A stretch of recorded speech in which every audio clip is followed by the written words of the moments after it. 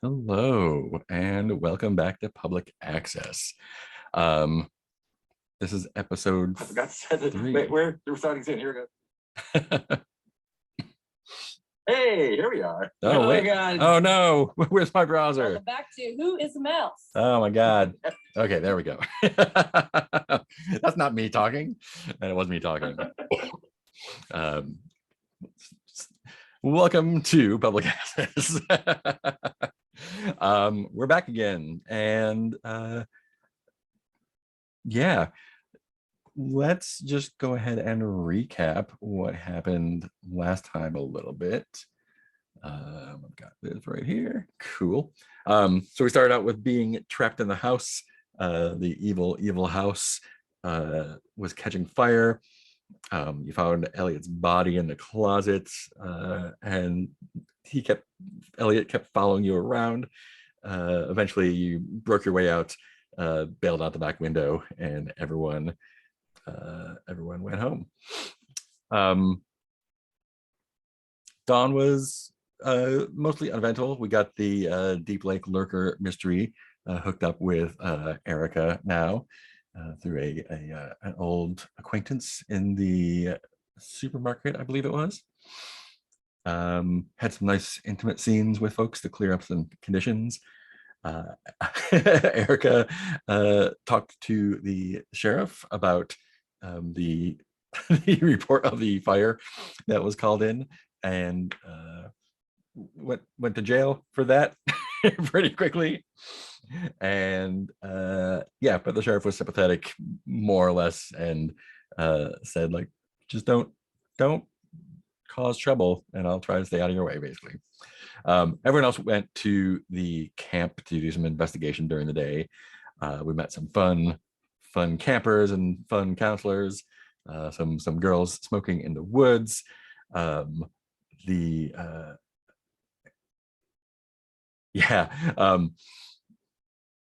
Michael went out to check out the shoreline, found some deep scratches along the side of the boathouse, and David got a nice tour of the camp from friendly counselor Kayleen, and she actually wound up giving him an Odyssey tape with the promise that it will be returned at some point. Yeah, and then I think everyone just went home after that. So I believe that puts us in dusk now. Let's see, don't have any moves to resolve. The players will collectively decide if they would like to watch an Odyssey tape.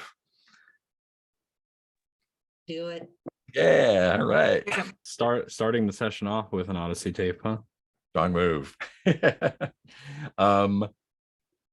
Cool. This is also the point where if you wished to answer a question, you could do that. Right now, we have 2 active mysteries: the house on Escondido Street. The questions are: what happens to the Rappaport? What happened to the Rappaports? It's a complexity 6. And how can we lure Elliot to us, which is only a complexity 2. And you've got 5 clues to work with there. So theoretically, you could do either one of those. And the Deep Lake Lurker has the question: is the Deep Lake Lurker a horrid beast or a transformed Jessica Stowski? And that's complexity 4, which will open up the next set of questions for that. And you coincidentally have 4 clues right now. So before we do a tape, would you like to try to answer one of those questions? I have one for how we can lure Elliot to us. Ooh. Let's test it. Yeah, tell us about it. Well, I remember 2 sessions ago, as the Aunt Deborah, I think her name was, or Debbie, was leaving, one of the clues was she left a spiral mark from her shoe print. And we know that there was signs of forced entry on the house. So my theory is, her family disappears, Debbie is going crazy trying to find some explanation. Maybe she gets involved with something little, left-hand path, some dark magic stuff.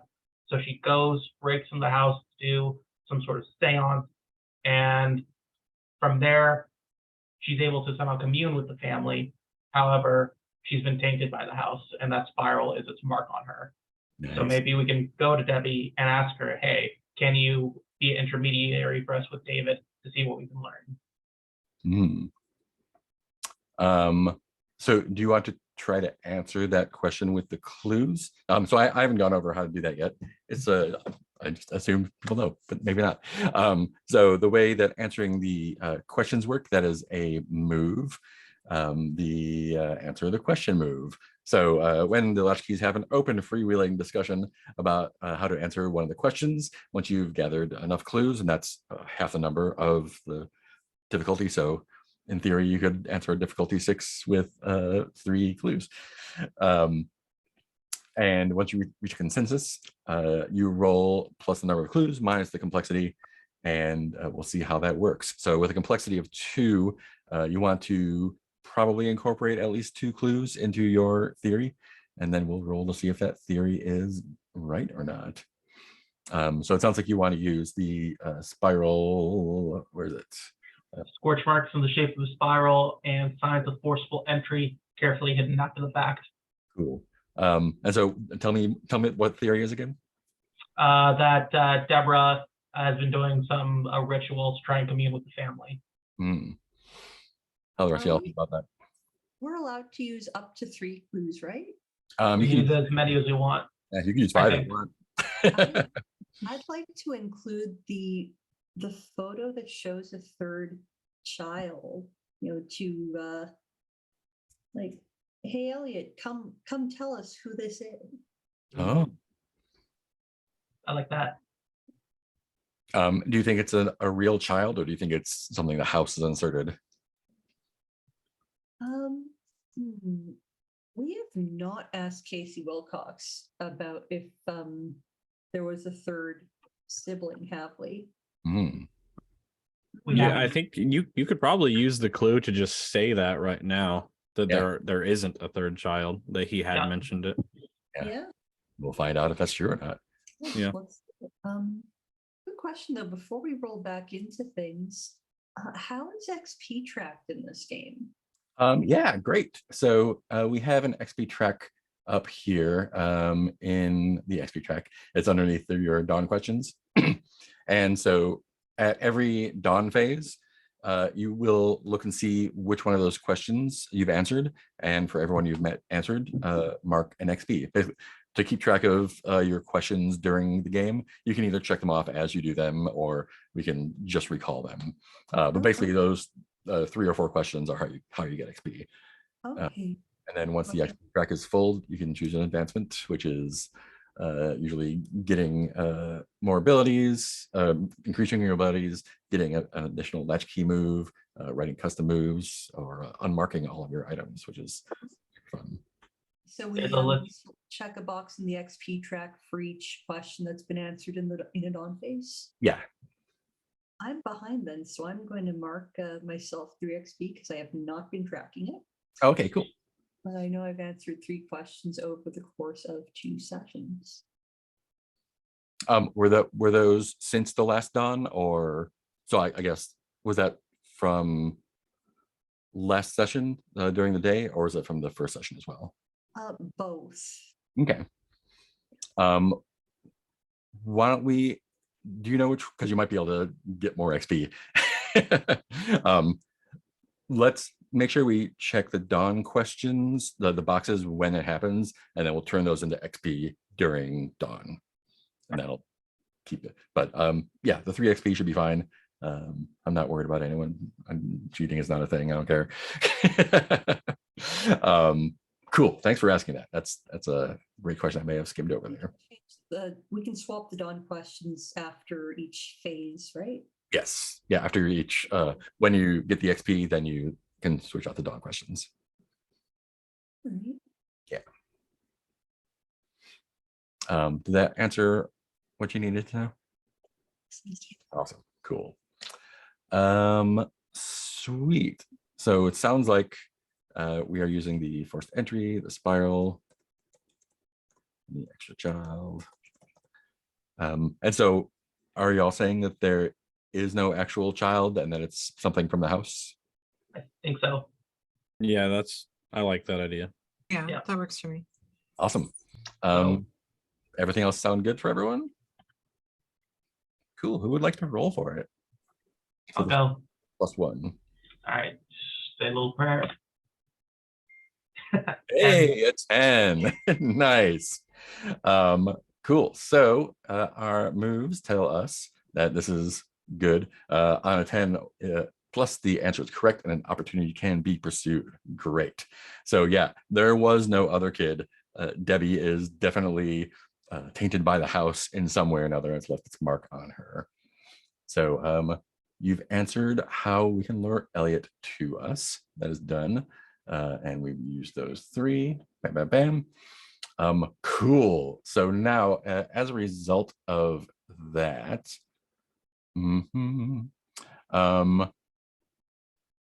yeah. So next time you run into Elliot, he's probably gonna be pretty friendly to you, which is a bonus. So cool. That's awesome. I love that. And that lets you check the answer to question box, which gets you another XP.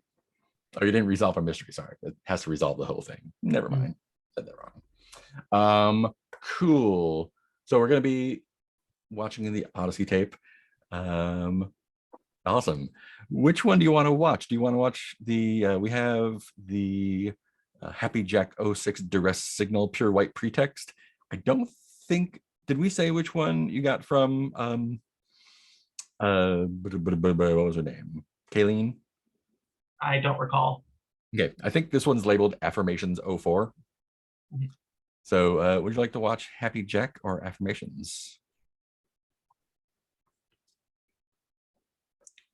Happy Jack, Happy Jack. All right. unless anyone's gonna vote. Cool. So this is a little bit unlike the rest of the phases when we choose to watch an Odyssey tape. It's going to go pretty quickly. And basically, you will choose where you're going to watch it. Right now, the locations are your house, or if you want to go watch it at Escondido Street, you can definitely do that. I don't know if that's a great idea or not, but that's up to you. So you'll choose where it is, and yeah, great. So when you watch it, basically we're going to go through a series of paint the scenes questions. Between those, you'll be able to do a little bit of stuff in that location. But like we'll probably not do more than one move per person for the entire night, if any. And then we'll pop back to Dawn after all the questions in the tape have been answered. Just one question. Yeah. I had mailed my pictures out to my forum friend, and I know that comes back with a clue. Did you want to do that later or like during the night phase? Yeah, let's do that in the morning. Okay, that's perfect. Got that there. Cool. So let me verify that's what I'm doing here. Yes, that's right. Make sure I'm doing all the stuff the right way. Cool. If you want to watch an Odyssey tape, perfect. Great. So yeah, y'all are sitting down. So I assume you're doing Redenbacher Street, unless you feel strongly otherwise. Field safest. Yep, definitely safest. So Safe. who pops the tape in?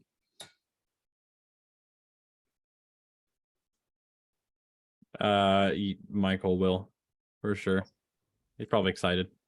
What are the rest of you like? What's your demeanor, I guess, while you're sitting down to watch the tape?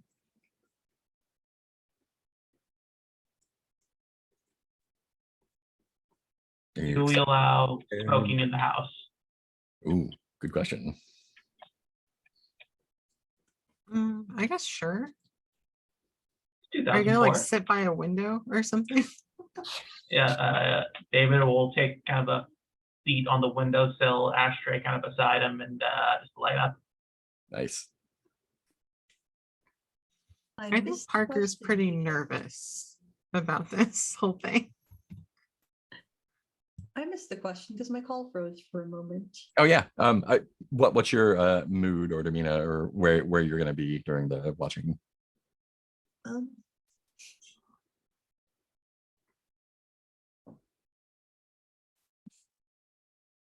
that kind of anxious, but also acting bored, Mm, but anxious. And I think Erica's just going to be kind of on, on the couch with her, back up against the armrest, legs out as far as they'll be without hitting someone else. Just seeing the whole turning sideways. Oh yeah, this is no big deal. Whatever.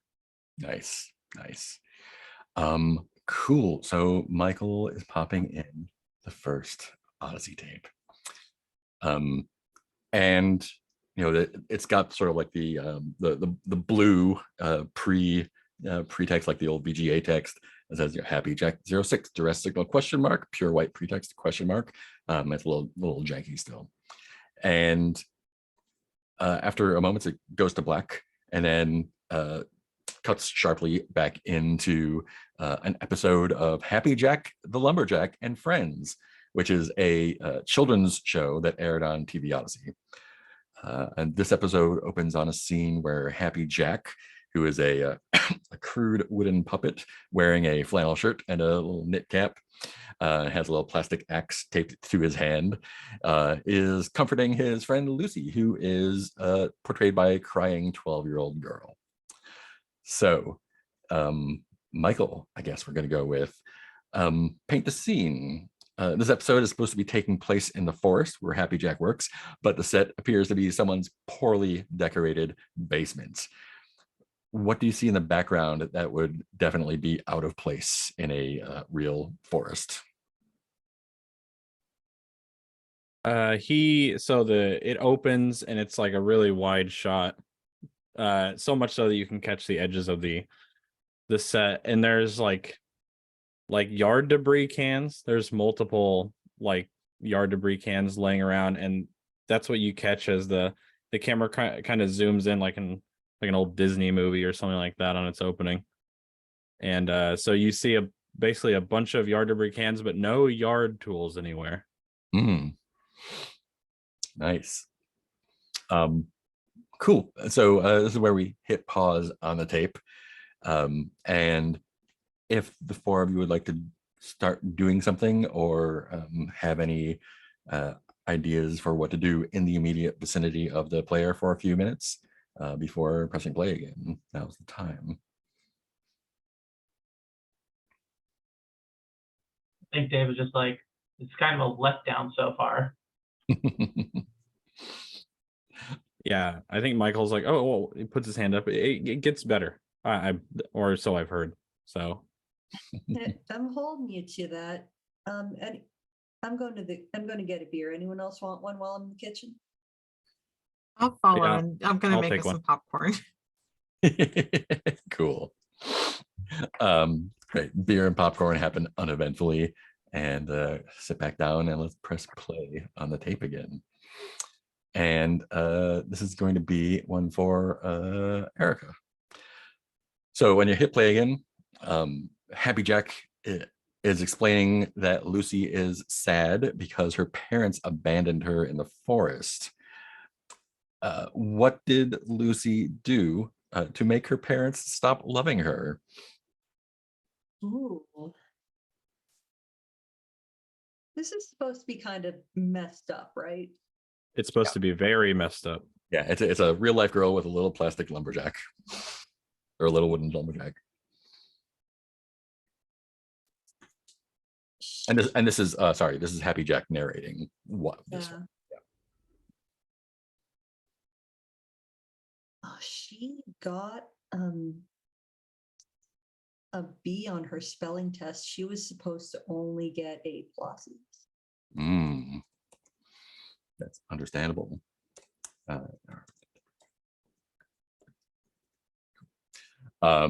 Yeah, and when Happy Jack says that, she just starts crying harder. Cool. That's a good place to hit pause on that tape. You have an opportunity to do something for a moment before going back. What would you like to do?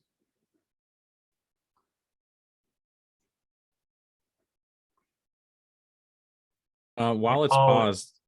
Oh, go go ahead. ahead. You're fine. I think David just chimes in. I always got A's on my spelling tests. Nice. Yeah, Michael's like all of the scan lines are going on the TV because it's paused, and he's up against the TV looking at the puppet itself, like looking for strings, or it's like, Mm. oh, how are they doing the effect, stuff like that. Nice. Erica Um, just looks vaguely uncomfortable about this puppet's revelation, and just keeps doing the whole, yeah, whatever, this is stupid, and finishes off the Are you first still two. still feeling kind of like anxious about everything? Yeah, and is visibly getting a little more uncomfortable about this puppet's revelation that her parents stopped loving her because she didn't do well enough in school. Mm. Yeah. What about Parker? I think Parker was hesitant at first, but is now like, huh, I'm interested, and just is waiting for everyone to be like, okay, let's keep playing this tape. I need to know what's going on. Michael, are you able to see any strings or like anyone operating the puppet? No, he can't see anything like that. That he can pick out. Nice. Are you excited by that? Is that creepy? How's Yeah, I think he's creeped out, but the part of his brain takes over that's like, oh, I wonder what they are doing then, because they're controlling the puppet, but I wonder how they're doing it. nice? Cool. Oh, it's perfect. We have one for each. So Parker, hit play again. And Happy Jack turns away from the audience and turns back to Lucy. And Happy Jack suggests that Lucy should take some revenge on her parents when she finally gets home. He demonstrates the manner of revenge on another puppet character, Sylvester the Squirrel. What does Happy Jack do to Sylvester?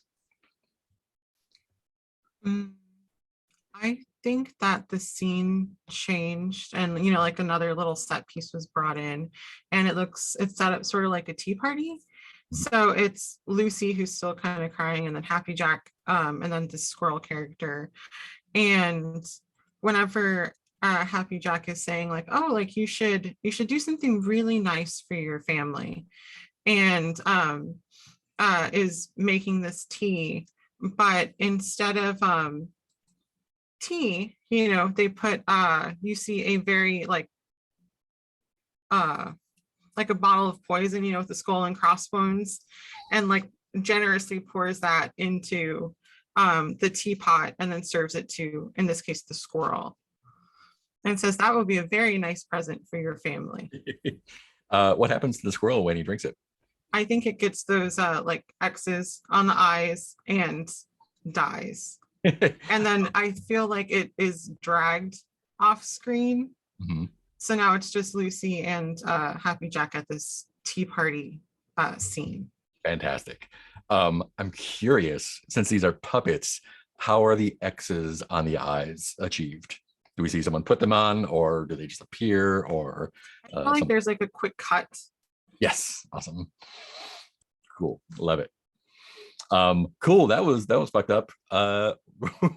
There's one more after this. What would y'all like to do in the meantime? Or actually, let me ask Erica, your anxiousness, is that ameliorated by this or increased? Definitely increase. Hmm. Uh,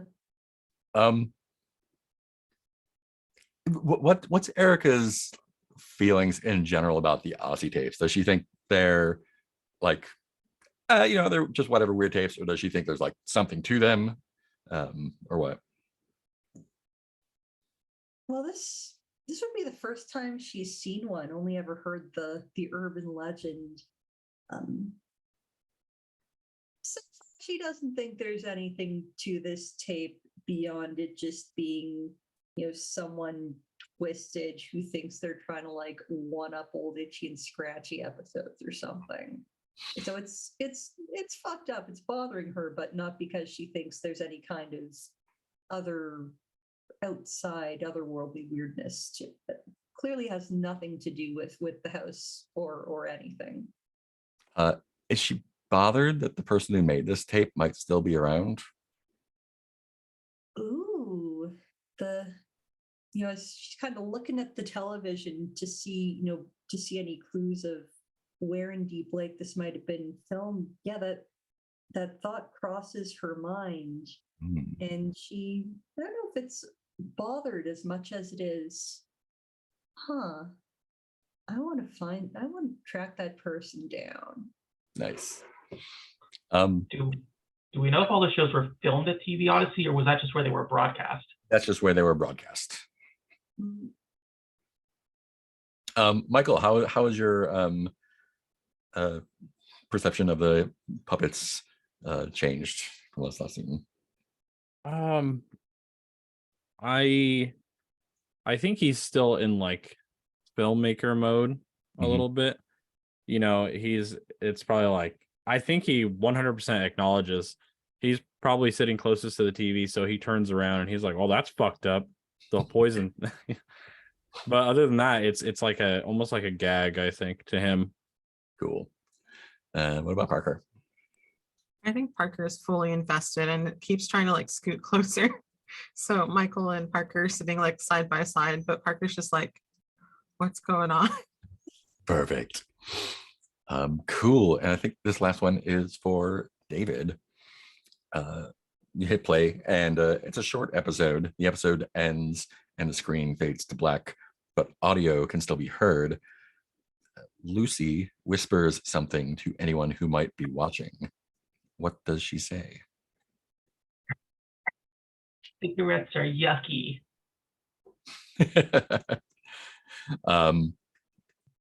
Yeah, and David is still sitting out there smoking, right? Yeah, he's been smoking pretty heavily throughout the watching. Yeah. Do you feel like the voice is kind of directed at you? Oh, definitely. Like, I think he coughs up a little bit and just kind of puts it out. What are you afraid might happen if these tapes can like perceive you? Nothing good. I guess if they can affect here, what if we can affect there? Something Mhm. along those lines. Yeah. And I think it's worse than that. If the tapes can see you and respond to you, they might be able to perform actions in your immediate vicinity. I'd like to have a night move roll from you with sensitivity. Oh shit. All right. And you're welcome to use an object if you like, if you can work it in.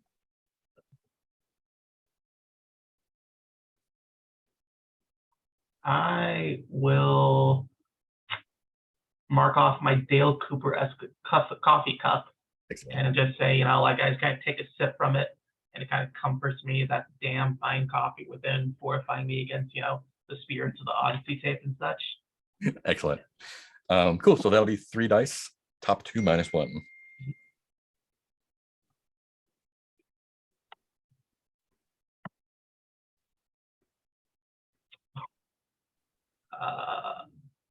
That'd be 2, 6, 11. Woo! Nice. 666.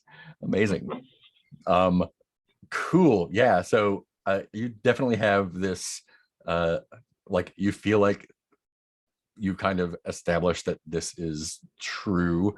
Like that it was talking to you. But yeah, I think, and then you just like shut it off. Like, cool. That was a thing.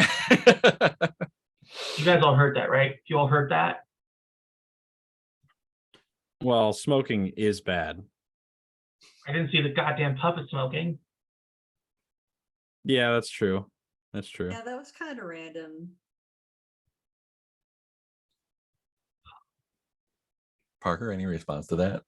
Oh, sorry, my audio cut out for a Oh, you're second. I think Parker's gonna be like, yeah, I mean, those kids were smoking and my lungs still feel terrible. Not acknowledging that the fire might have had something to do with that. Excellent. Cool. And that is the night phase. What do you all do for the rest of the night just to recover, I guess? You try to get some sleep, have some more coffee. Erica's definitely gonna grab another couple of beers. That tape was very unsettling. David Yeah, doesn't want Michael. to. Michael just as soon as the tape's over, he puts in the thing, starts watching the thing. Nice little palate cleanser. I'll stay on the couch while he's got the thing playing, but just one beer after another. Tomorrow morning's gonna be the folly of youth. I think David. Oh, go ahead. Oh, please go ahead. I think Parker is gonna try to write down everything they can remember from the tape. Awesome. David doesn't want to sleep and he doesn't want to watch a horror movie, so he just sits in the kitchen drinking more coffee. Excellent. And after watching the thing, like Eric will just keep pointing out little bits about the making of, or oh, did you catch that there? It's a nice distraction, and she knows that Michael likes movies. Nice. Cool. And eventually dawn rolls around. Let's see, we have not resolved the threat. Let's go ahead and answer those dawn questions now if we have not already turned them in XP. So no one's resolved the mystery yet. Let's talk about the signals from the other side for a second.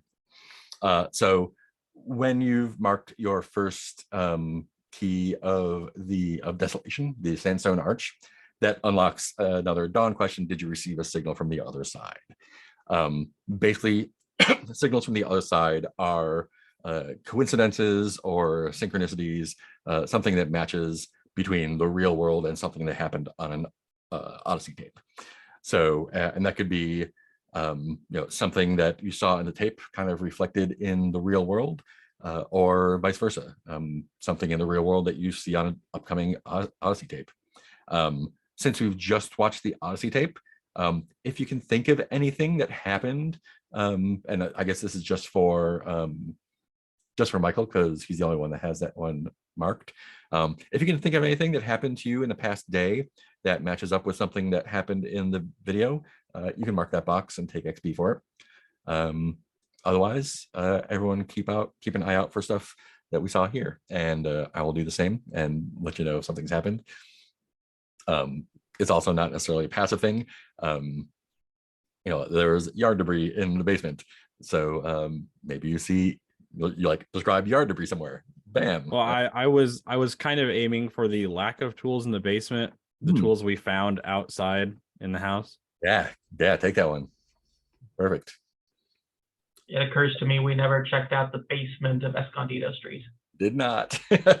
It's still there. Cool. So take all your dawn questions that have been answered, convert them into XP, uncheck them. If you'd like to choose different questions for the bottom two, now is the time to do that. Pick anything that you would like to explore or kind of aim towards, or just hope that happens. Let's see. I don't think we have any other moves that are getting resolved now, or key prompts. Cool. So when you all are done with that, we'll move on to the next day. Here we are. Cool. I know we're only a little bit in. Let's go ahead and take our first 5-minute break now for the morning. And yeah, we'll jump right back into it after that. I'll see you all in 5.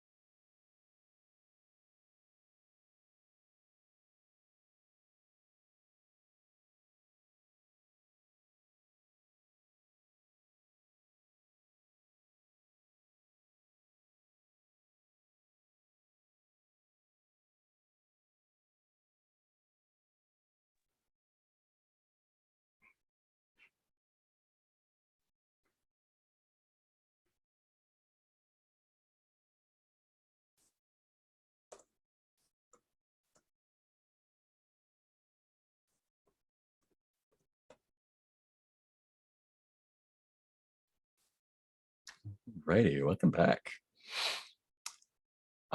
Cool. So it is morning time. What do each of you do to start off the day? Do you have a gift for me, Mark? I do. It will show up directly. Oh dear. Huh. Erica's gonna, just sluggishly come down to the kitchen. David, did you put on a pot of coffee yet? Oh, I've always got a pot of coffee. Parker's making pancakes for everyone because with smiley faces, because he thinks that everyone needs that. The chocolate chip pancakes with smiley faces. Oh, that might be, the chocolate chips might be a bridge too far. Just take the, black cup of coffee. I'll eat around them. Went a little hard last night, didn't you? On a weeknight? It's not like I had work in the morning. That's not the important thing. The important thing is that routine is what separates us from the animals. Warren Buffett gets up at 6 Okay, a.m. okay, every okay, morning. okay, okay.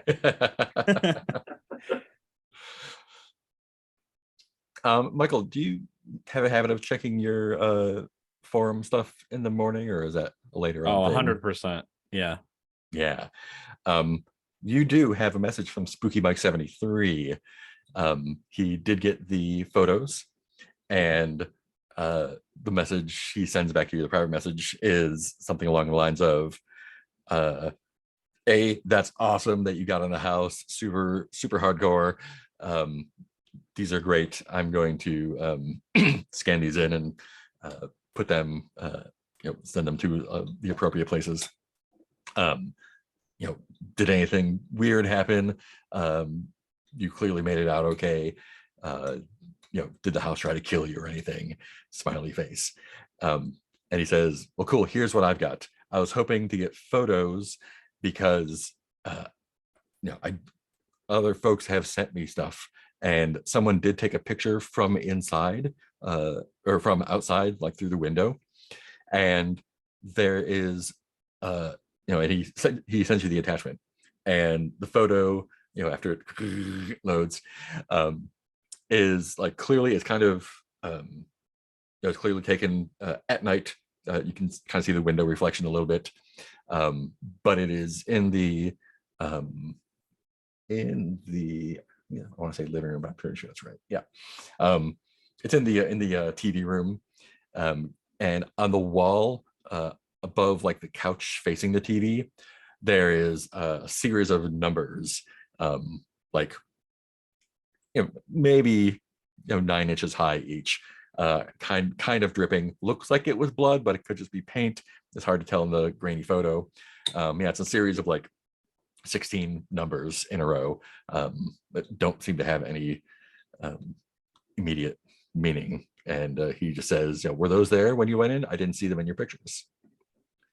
And that is your clue. Let me put it in the mysteries. As a sequence of numbers scrawled in a mysterious place.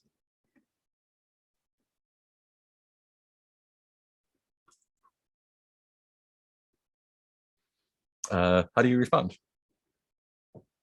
I think he recants the whole fire fiasco, and he basically starts it off with, yes, the house did try to kill me and everybody else that went in. And he'll just, espouse everything that happened, including seeing the child, or he heard about other people seeing the kid, so he'll mention that. Nice. He'll just totally feed into this guy just in case he can get some extra stuff later. Nice. There's a knock on the front door. Who would like to answer it? I will go. Of course. Door opens, and there's a woman and a young man in a sheriff's deputy uniform. He says, hello, I'm sorry, I didn't need to interrupt your morning. It is late morning though, so I guess y'all had a night of it. My name's Gary. I am one of the sheriff's deputies, and I just wanted to ask some questions. Well, I didn't want to ask some questions. My friend Leonie here. I'm sorry, I'm just rattling on. Please, Ms. Calvillo. And the woman steps forward. And do I have a description? I don't think I have a description for her. So she says that she's here looking for her daughter Amelia. So this house used to be the Calvillo home before they were priced out of the neighborhood, and they thought that the daughter might be there. The daughter Amelia snuck out the night before and is now missing. The only clue of her whereabouts is a photocopied flyer found on her bed that has line art of an elf on a mushroom and the text "Greetings, travelers," alongside a local phone number. On the back, there's a handwritten note, today's date, and in all caps, the words "Turn undead." The police don't think it's relevant, but the flyer reminds you of something. And back in the 80s, at the height of the Satanic Panic, some teenagers here were obsessed with a role-playing game called Serpents and Sepulchres. They would set up underground SNS games using flyers similar to the one found on Amelia's bed to advertise. Call the number and you'd get a location and a date. You'd meet in a drafty warehouse or a vacant storefront or a half-constructed house and play all night. Serpents and Sepulchres felt secret, sexy, and rebellious.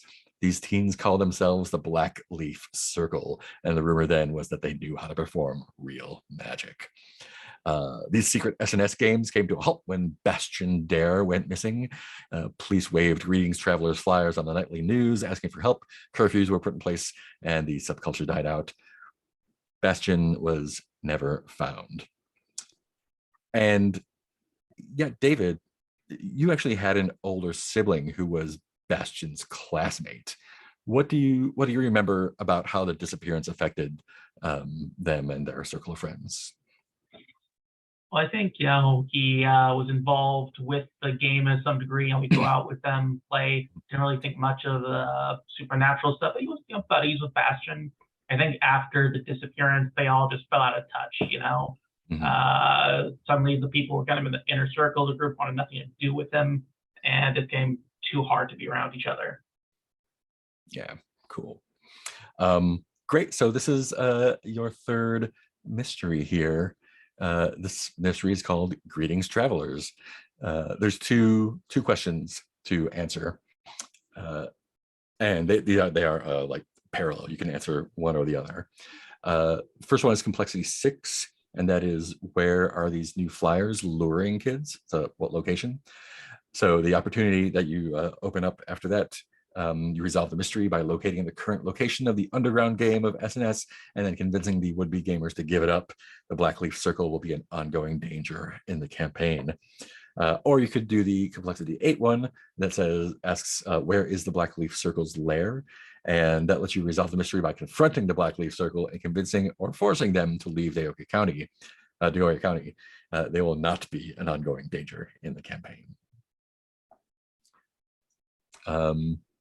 Cool. Yeah. So David, how do you react to this dump of information on you? That was very detailed explanation, Deputy. I haven't seen any runaway teens tonight. Totally normal night. Nothing strange or untoward happened. Just had a nice night with me and my friends. Hey, but maybe you want to come in and maybe if they've seen anything. I have a nice cup of coffee, and Parker's making some chocolate chip smiley pancakes. Plenty for everyone to come out in. Oh, chocolate chip pancake. I love chocolate chip pancakes. Of course, yeah. And he just got like, may I? And yeah, he heads straight for the kitchen. Is everyone else in the kitchen, or are you all hanging out somewhere else? Eric is still in the kitchen, nursing her coffee. She has the condition watched by the sheriff, and this isn't the sheriff. Yeah, but- this is just the deputy. Cop, cop, cop. I think I call out loudly, please come in, Deputy, what's his name? Gary, yeah. Deputy Gary. Everyone, Deputy Gary is here. think- Is Michael still at the computer? Or has he joined the others or hanging around somewhere? Probably after he responded, he came down and joined everybody. Awesome. Sorry, Parker, what were you gonna say? Just there is like an abnormally high stack of pancakes, so there's plenty for everyone. Just Excellent. they're dealing with the creepiness of last night by just mass making pancakes. Awesome. Yeah, and a strapping young gentleman makes his way to the kitchen. Says, "I've been told there's pancake," and he like looks at the stack. He's like, "Oh, excuse me. My name's Gary. I'm a deputy. Do you mind if I have a pancake or three? Looks like you have plenty." Go for it, and hands them a plate and like eggs or Oh, whatever else is thank with you. pancakes. Oh wow, this is amazing. I just skipped breakfast this morning.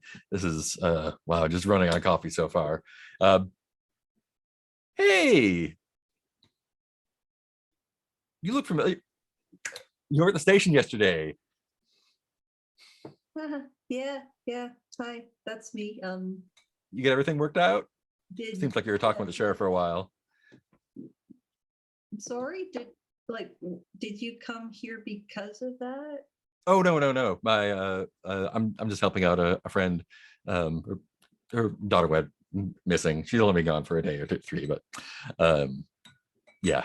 No, what was going on with you? Did you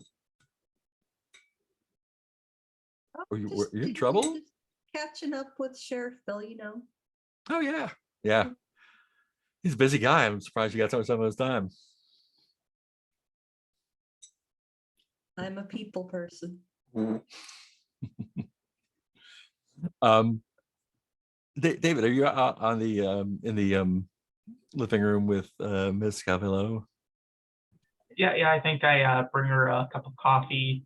Say, hey, Tara, terribly sorry to hear about your daughter, but I'm sure the police will find her. You know, that's the usual comforting crap. Yeah, she's usually so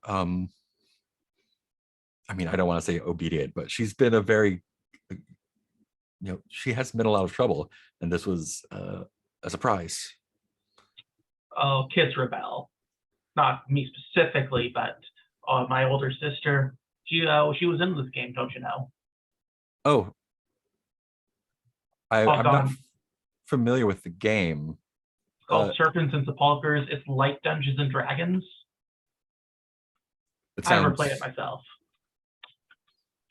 that sounds terrible. Yeah, just harmless fun for the kids up until that terrible business with Bastion. Yeah, the sheriff told me about it or the deputy told me about it on the way over. It's very sad. Real Do you messed think- up case. Do you think whatever happened to him is going to happen to Amelia? Oh, no. Look, Deputy Gary and Officer Handsome, they're top-notch police officers. Just great cops. All right. Yeah, I'm sorry. This place just brings back memories. Is all. We, like I said, we live here. yeah, this used to be our home. We couldn't afford the property taxes, so we had to move. Ugh, this market is terrible. Are you all are renting this place? Yeah, just some old friends, just visiting town. Seeing the sights.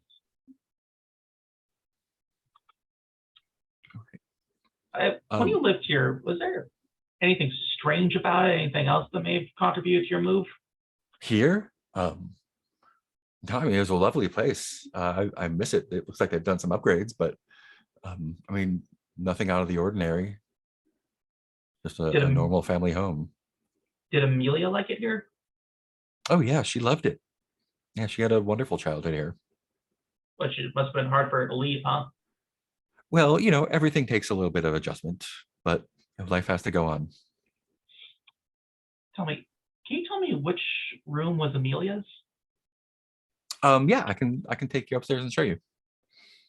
And she leads you upstairs. Let's go back to the kitchen. What are y'all up to in there?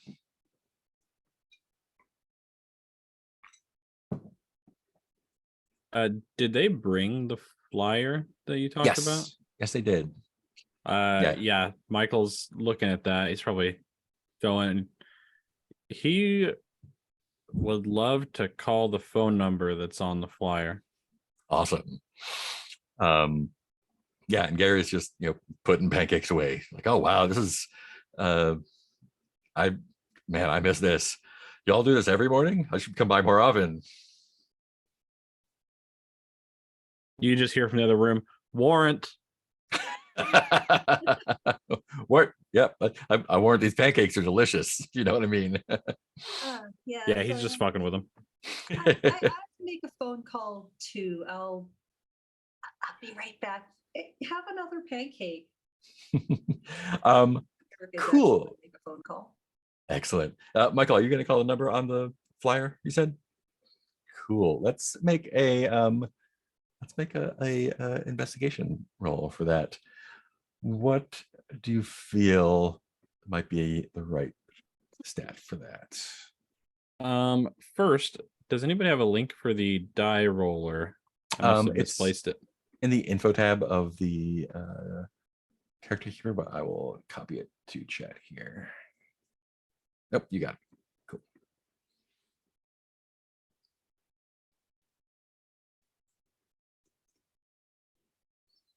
Okay, what am I afraid will happen? Oh no, this is just an investigation move. What do you think okay. we're rolling with here? Let's see here. Let me look at the stats.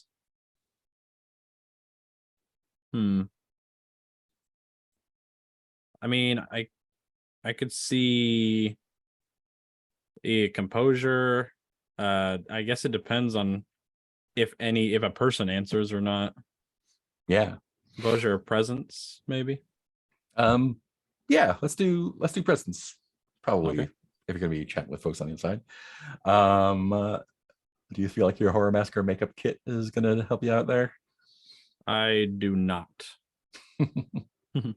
So just flat Cool. 2d6, I think. That'll do it.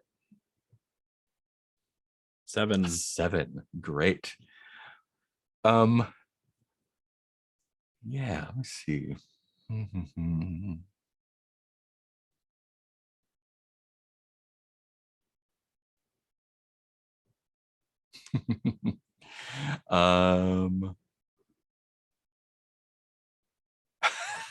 Yeah. Yeah, so that's great. These clues are so good. So yeah, the phone picks up and it says yellow.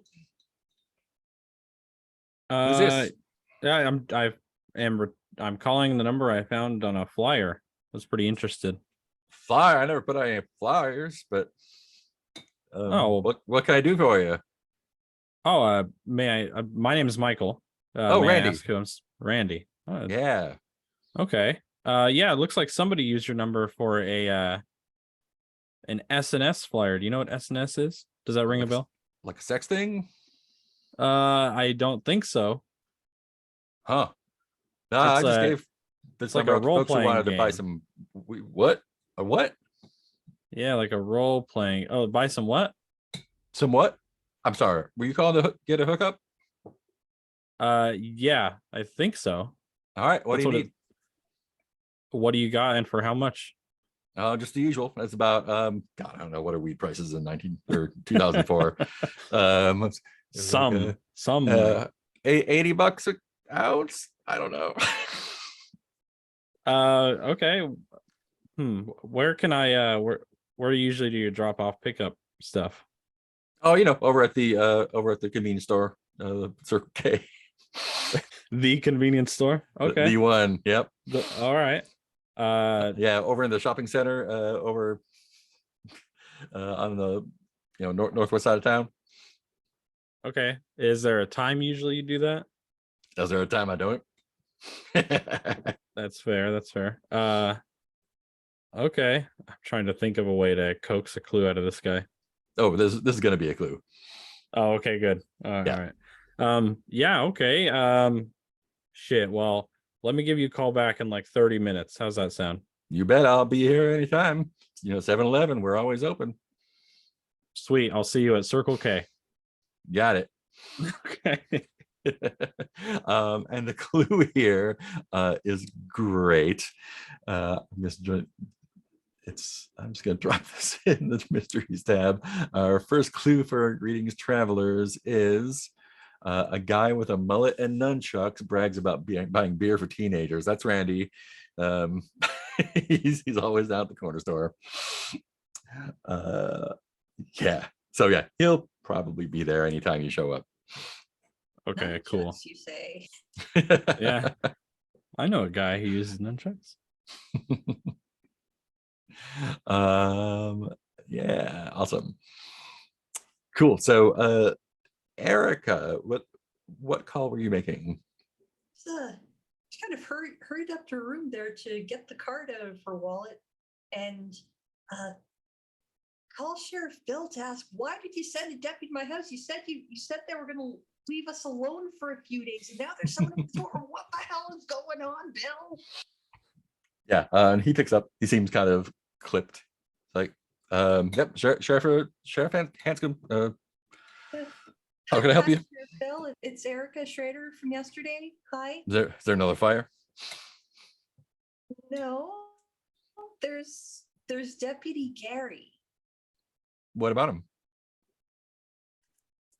He's at my house. You said that things were gonna, just there wasn't gonna be any heat for a few days, and he's here at my house asking about a missing person.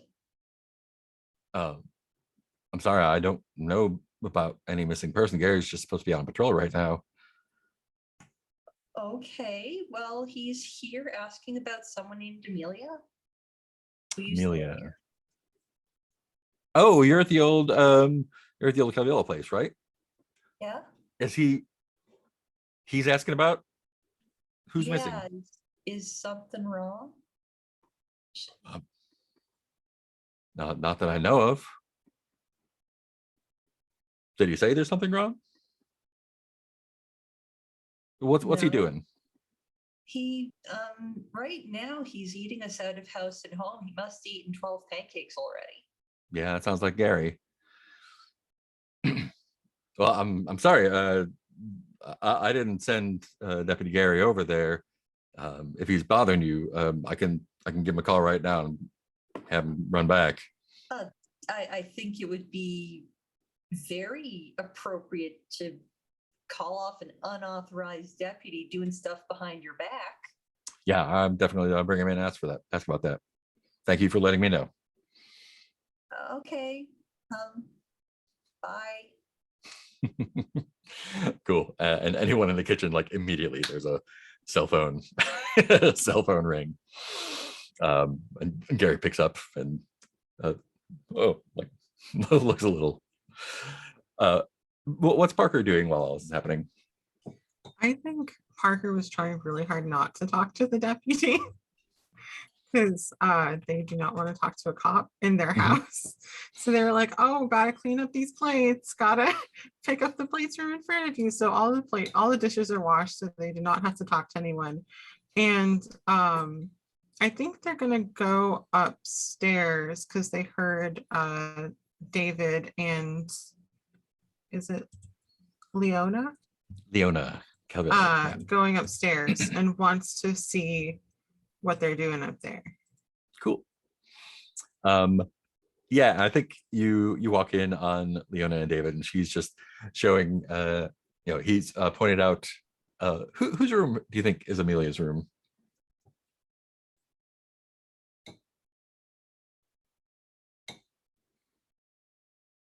It could be Parker's room. Yeah, Parker. So you find them in your room, and she's kind of like looking out she has the window up, and she's kind of looking out. It's like, yeah, we had some good times here. They've moved Hey. some things around, Hey but guys. oh, hi. Hey, you're David, you let a stranger in my room? Hey, Parker, sorry about that. Sorry. This is Mrs. Calvillo. Her daughter, Amelia, is missing. And fun fact, this used to be her room. Did you think she was here I in mean, the room? we wouldn't know if we didn't check. Okay. And I feel like Parker's gonna try to stand like a lot closer to sort of get into the bubble and start kicking like dirty laundry under the bed. Like, God, I wasn't ready for anyone to be in my room. Yeah, yeah, and she sees you do that. She's like, "Oh, Amelia used to do the same thing." I mean, she did. Not that she's like she like catches herself for a minute. It's like when we lived here when she was younger, she would do the same thing. And how old was your daughter, Miss Gavillo? She is. How old is she? Good question. Let's see. Amelia, let's make her. Oh, okay, cool. She's 16. You know, she's almost a grown up these days, but she's still my baby. And you said she was missing? Yeah. And this was just a few days ago, and this is the first place you looked? Yeah. It's just from the night before. I'm probably just overreacting. I figured she might have. I don't know. This was the first place I thought to look. She doesn't. She's very good. She doesn't have any bad friends to hang out with. She doesn't go behind my back. This is just really unlike her. And I think Parker's trying to angle for like meddling. Oh yeah. And so did she have any extracurricular activities, or was she acting strangely? Like those are usually clues for why a kid would run away. Not saying that she ran away, but it's suspicious. Yeah. Let's go ahead and roll and see what we get. What do you Yeah. feel like this is a roll with? I'm gonna use presence. Awesome. Perfect. Okay. So 11 plus 1. 11 plus 1 is a 12. Fantastic. Nice. So let me see here. Yeah, let's do that. Cool. So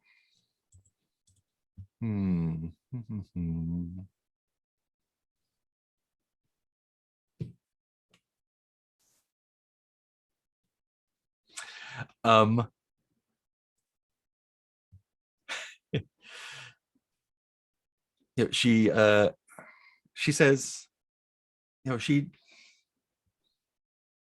sorry, can you ask the question again? I just want to make sure I'm responding to the right thing. Sure. So Parker says, was she interested in any extracurriculars, or was she doing anything unusual? That's usually a sign before a kid runs away. Or yeah, she she goes, she does some volunteer work. She just school clubs. She's not very athletic, and I don't know, she likes to read. She keeps to herself a lot.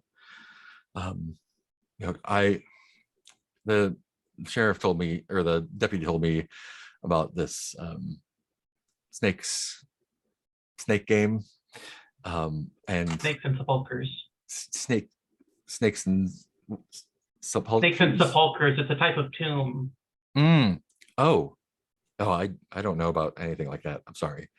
But yeah, the deputy mentioned something about that, and how she's just, she's too old for this kind of thing. She's just too old for playing silly games, or doing things that aren't. She'll be going to college in a couple of years, and she's got to think about what she's gonna do with her future. I'm sure that the deputy will help me find her. I'm sure he will. The clue is you're too old for these sorts of games, from her mother. So yeah, just that. I think at the, as she's saying that, the deputy is kind of like rushing upstairs and says, excuse me, I've been called away on some important business. Ms. Calvillo, would you like to come with me? I'll give you a drive home, give you a ride home. I've got sheriff's got some important business for you to take care of back at the station, and I've really gotta we gotta roll right now. So thank you for your indulgence. Sorry to have again let me know if you hear anything. Not that you would, but you look like nice people. But yeah, I'm always around. And kind of hustles her downstairs and out the door. Thanks you for the pancakes, and they take off.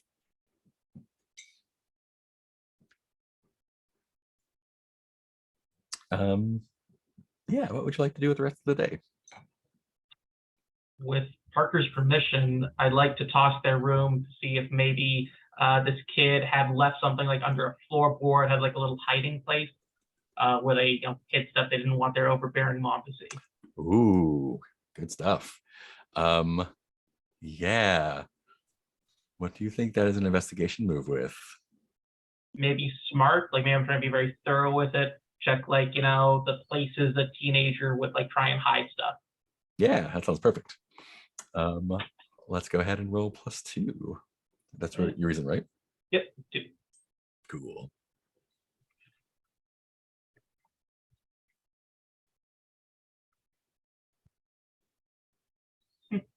Wow, Okay. y'all are killing it today. Let me see.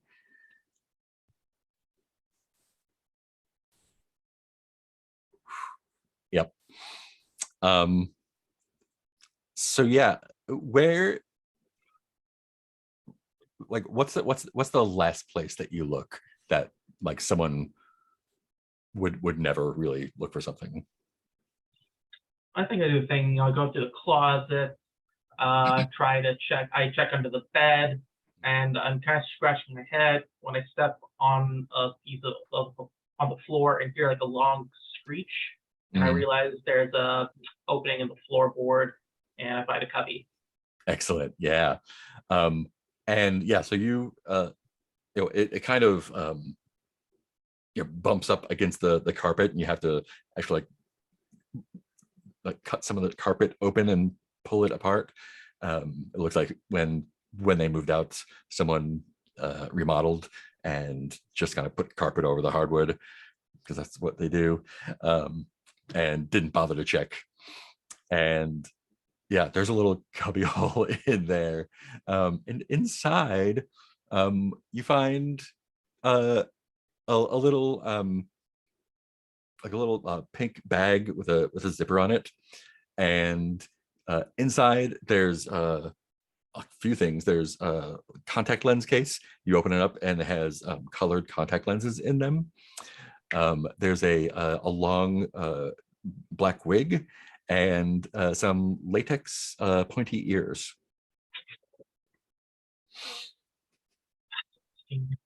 And that is that clue there.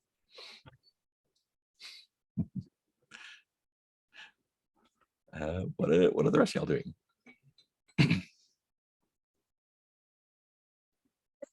You're gonna, kind of comes out of her room just in time to see Gary hustling Leona off down the stairs, and David going with Parker's supervision to toss their room.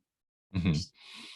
Gonna head downstairs, looking for Michael. Like, okay, dude, there is something wrong going on here.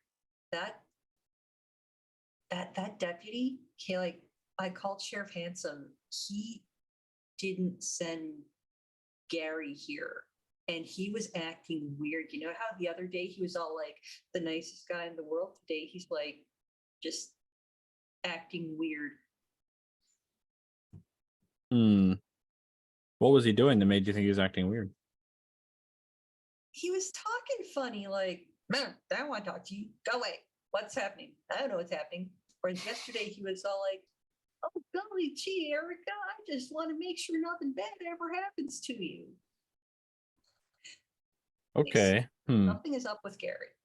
What do you got? Well, he is a cop, first of all. So we got that out of the way. So something is up with him. He didn't But- exactly seem like a criminal mastermind, though. Yeah, he did kind of seem a little bit of a straight shooter. He did And- say, he specifically said friend when he was talking about coming here. So he must know her or her daughter. That's what I'm thinking, and whatever it is, he Well, it's doesn't been want to know or something. I don't know. What do you got? I think they said it'd been less than 48 hours since he disappeared. So they wouldn't have been able to open a missing persons report, right? Yeah, they said that she was missing since last night. So it's probably only been about what, 10 to 15 hours? Yeah, so this is probably a friend helping a friend more so than a cop helping an investigation. Oh, well, then I feel kind of bad for ratting him out. I just wanted him out of the house. Because the Sheriff Phil told me the other day that he'd keep a bit of heat off us for a couple days so we could settle things at Elliott's. Then, hey, there's a guy eating pancakes in our kitchen. Did you call the number? I did, yeah. It was some weird dude. He was talking about selling weed or buying stuff for people. He told me to meet him at the Circle K down the way, the one that you went to. Wants to meet? Yeah, if we want to buy weed I can or help with whatever. that. Eric, With the weed? for out of character context, I was not vibing with my Strange Things Are Afoot Circle K move, so I swapped it to They Think He's a Righteous Dude. Something about you causes the motorheads, dweebs, and wastoids, that being drug and alcohol users of Deep Lake, to trust you. What is it? Once per session, when you do the meddling move in a place occupied by losers and social outcasts, you find an additional clue even on a miss. So, That would definitely count. Okay. like, I can help you with that. I used to hang with some of the people in the crowd. Okay. So, Not really hang, but it's a long story. I'll tell you on the way. okay. So out of character though, I don't know if I really like let me just preface this by saying I like the 3 mysteries at once thing because it Mhm. puts me in the situation that I'm in right now where I want to go back to Escondido, but I feel like Mhm. Michael would be like, man, you call a number and you like this random location. What a bitchin' way to play role-playing games. So yeah, I mean, unless somebody else wants to go with Erica, or if Erica wants somebody else to go with her. No, Parker wants to go back to Escondido Street. Okay, perfect. I will go with Erica then. I just wanted Escondido covered a little bit out of character, just because. I'd like to try to resolve it today or next week at latest if we can. Yeah, Yeah, that's what that's I'm what I was thinking. cool. Yeah, David, I'm sorry, did you say what you were doing? I think if we want to focus on Escondido Street, I want to go see Debbie Rodenbacher. Excellent. Cool. So the other 3 are going to Escondido, is that right?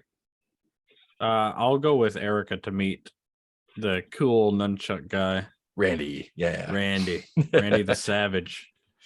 Cool. And so Parker, you're going to Escondido by yourself? Unless, David, do you want to go to see Debbie and then we can go to Escondido Street? Sounds good to me. Cool. Let's go to Circle K first. How about that? That's perfect. I'll be like I'll be meek and I'll be like, yeah, that's the guy. I'm pretty sure that guy right there. Yeah. And it is definitely the guy because he is hanging out on the side of the if it's kind of in a little parking lot area there, he's kind of like around the side where the dumpsters are. And he's kind of like a wiry dude. He's wearing jeans, no shirt, but he's got a red and purple lucha libre mask with coyote ears on it. And he's actually wearing like a big, pretty clearly plastic, like a championship belt around his waist. And he's just kind of like, and he does indeed have nunchucks, and he's just like doing like real dumb nunchuck moves with him. Pretty great. How do you approach here? Is there anyone else hanging out, like hanging around, smoking, whatever? Or is it Um, just random? It's just him right now. Yeah, there are folks in the store, but like he's clearly there all the time, and folks give him either a wide berth or like nowhere to find him. He's twirling his nunchucks. All right. I have an idea. Just, let's play it cool. You just kind of walk over. It's Michael. Hey, you ready? Yeah, who's asking? And he just like pulls up the mask, and is like, is like mid 30s, probably early 30s. Or it's hard to, he's well put together, but like still pretty rough looking, you know what I mean? Yeah, he just like does a little nunchuck twirl and tucks it under his arm. Like, what can I do for you? What's your name? My name. Oh,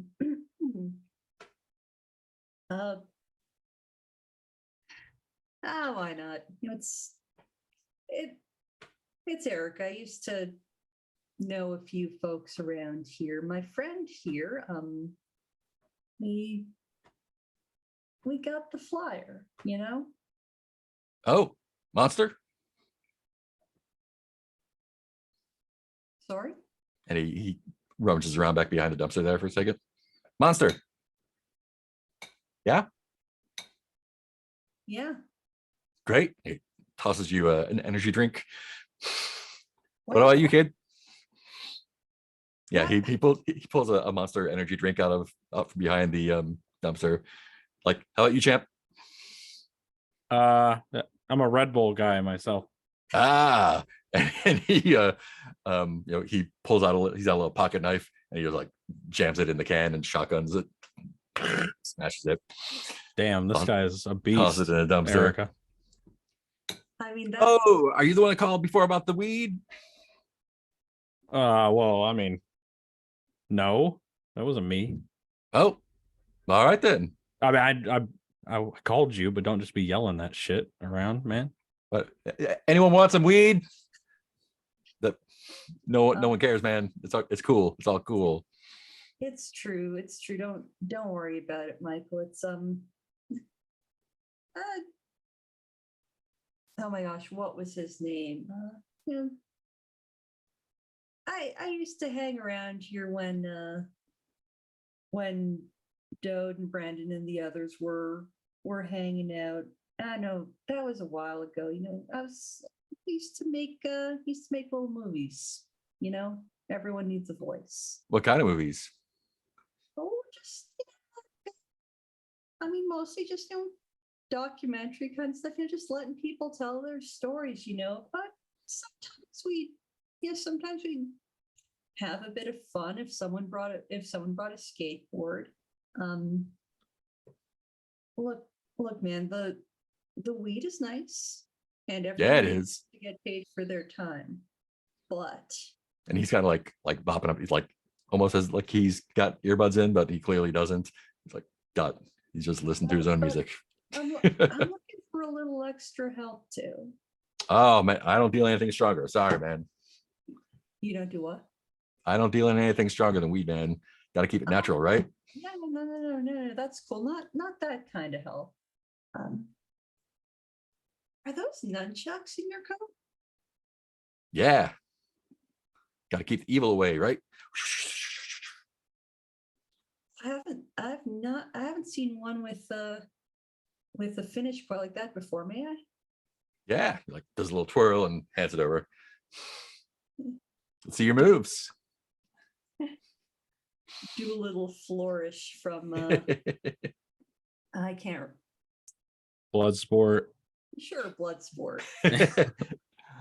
Are you practiced at this? So, I mean, she's got it. She has an autographed pair of nunchucks. I kind of pull mine out of my backpack. Be like, it's you know art when you see it. Sweet. Look, man, like I said, the weed's good, and we will pay you for your time, and I won't say no to the weed. But we're here because of this flyer. It's got your number on it, Michael. You got the Yeah, I'll show the flyer. Somebody put your number on this. If it wasn't you, then we're trying to find out who did. Yeah, man, that's my number, but I mean, it could be I don't keep a phone for more than a week, so I don't know if someone else had it before me. I'm looking to meddle here. Okay, awesome. What are we meddling with? I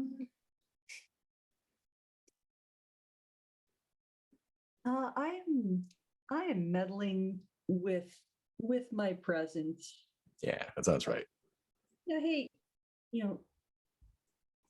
look, the last thing a guy like you wants, the last thing guys like us want is heat from the cop shop, and whoever slapped your number on this flyer is linked to a missing girl.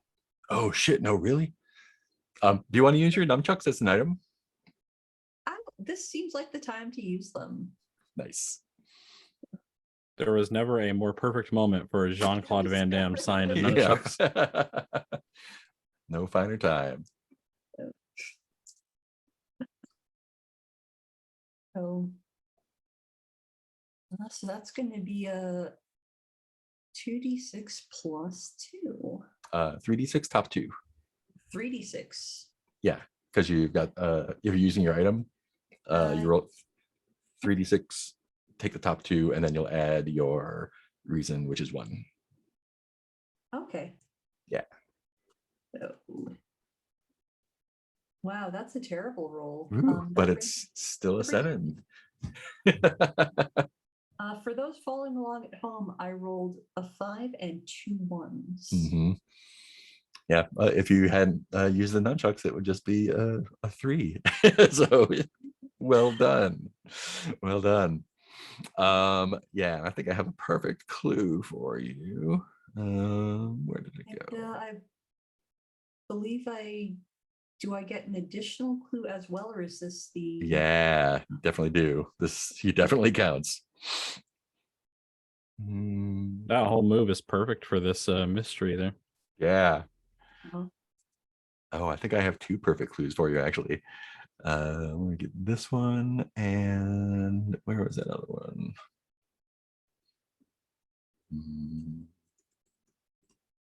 There it is. Cool. So clue number 1 is clearly this phone that he has is a burner phone that someone sold to him, and that was the number on the flyer previously. Someone else had been using the phone. And oh man, that's so good.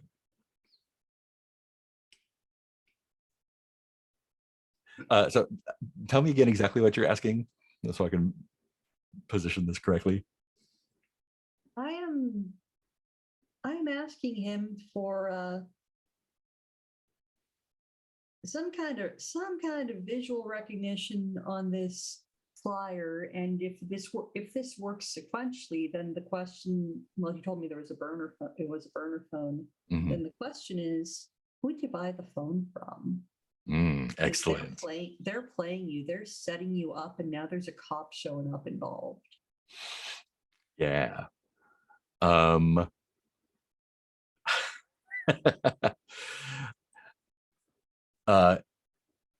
Yeah, he's like, you know what, in a business like mine, people who sell stuff like this, don't really give out the name and stuff. I can tell you, I can tell you what he looked like, what he was driving, but that's, as far as name, I mean, his his name was Skinny, but I don't think you're gonna find that on anyone's driver's license. You know what I mean? All right. It was, down at my, down at the Tobacco Plus outlet there, where they sell Tobacco Plus stuff, if you know what I mean. And Skinny was out back. And I mean, it's not too hard to track down. Probably he's got the big, he's got the van. He's got the sweet fucking like the warrior guy riding an armored roadrunner, airbrushed on the side. Like not really, doesn't pay for some people like us to keep a low profile. A warrior guy riding an armored roadrunner? Yeah, it's sick. Like You're shitting the- me. and the- That is the- awesome. right, and the van is like sparkly light blue. It's like, oh, I'd love to see that during a sunset. You know what I mean?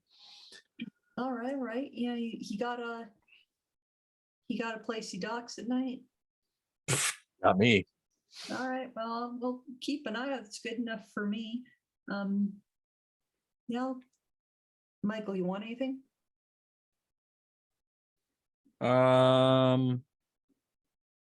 Sure. Well, I'll Oh, just yeah, have what you're having. Sure, man. I just need diamonds and papers. Nice. He totally Um, knows what that means. And he roots around behind the dumpster again, and he's like, yeah, that'll be 100 even. Dude, that's not worth more than 20. What the fuck are you trying to pull? 20. What year is this? 2004? This, yeah, maybe from where you come from, but this is not seeds and stems. This is $100 worth of stuff. Great, start leafing through my wallet. Mike, you got 40? Yeah, I Yeah. have $40. I'll make it up to you later because I know what we're doing tonight. It's open mic at midnight. Okay. All right, Randy, stay frosty. Sick. You see Dode or Brendan, tell them that now if they're still here, tell them the girl with the camera came around. Girl with the camera. We got Girl with the camera. Emily, girl with the camera. Erica. Erica, right. Liz, right? Liz, you find it, Liz? No, you're fine. You're good. Erica, gotcha. It's hard to keep everyone straight, man. Take it easy. Yeah, man, you too. Thanks for the monster.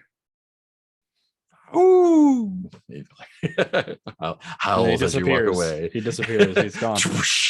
He like pulls down the mask once you walk away. Awesome. That was super fun. Cool. Parker and David, did you want to swing by We wanted to see Debbie Rodenbacher, maybe drop by her place. yeah, let's get Debbie over here. Cool. Yeah, you could definitely do that.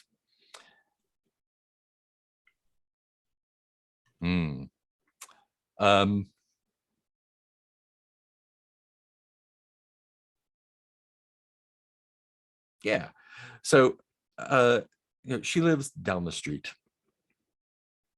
not too far away, and when you get there, her front door is just kind of hanging open.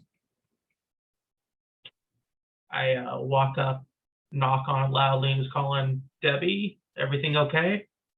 Yeah, and as you knock, it just like swings open more. You hear there's a TV on inside. Sounds like a game show or something. And it sounds like it's coming from the back of the house, maybe the kitchen or something. But no one answers the call. Should we go in? I asked Parker. Yeah, this is pretty weird. Okay. Should we call the cops? I think we've had enough cops for one day. We'll call if it's really serious, I guess. All right. trespassing if the door is open. And again, go on my tiptoes in towards the sound of the TV. Yeah, and it is it's a small tube TV, and it's got like Wheel of Fortune going on, and there is a pot of coffee that has gone cold and a half full cup sitting on the counter. But you don't Is see there- anyone there. Is there a VCR on this TV? There's not, no. I just want to kind of go through the house, search it thoroughly, see if there's any sign of Debbie or like what happened. Excellent.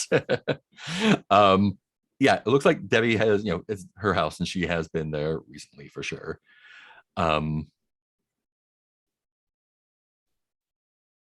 Yeah, let's see a meddling roll here, or a investigation roll here. This feels like another reason. Does that Yep. sound about right? Sounds good to me. Cool. Awesome. Let's see what we get. Ooh, that is a 4. That is a 4. Yikes.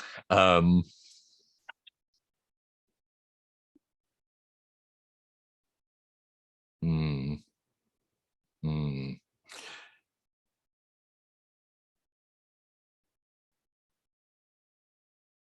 Yeah.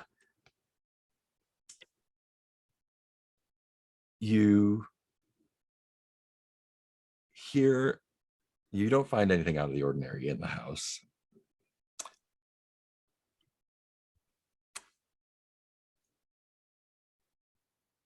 And if you're searching thoroughly, I assume you're upstairs at some point. Parker, where are you during this? I think David has like the house part covered, so they want to look in like the backyard. Mm-hmm. And so they're trying to see like, is like a really big backyard, or like maybe they were gardening, or I don't know, just smoking or something outside and didn't hear Yeah. us when we were in the house. Yeah, and it's kind of the street kind of has that stand of pine trees. Kind of, there's not really fences. There's just like pine trees, like where the middle of a block would be, and there's, when you look back there's something about the trees that makes you think that like you just get this kind of like sick, cold feeling in the center of your chest. And there's something about the trees that makes you feel that the evil around here comes from the land in some way. What about the trees like kind of sets you off? What season is it? Is it Um, summer? It's early summer. Yeah. I'm gonna say that the trees are all dead. Yeah. What do they look like? I think that it's just like they look even more like skeletal, so like there's no leaves on them, but there may even be like that white rot that can sometimes get into trees. That's Mhm. really like freaky. Cool. Yeah. And there's a little patio out back, and there is a like an overflowing ashtray, and underneath it there is a newspaper. It's an older newspaper, not super old, so like the date says March 13th, 1997. And the this is a few years after y'all left town. And check.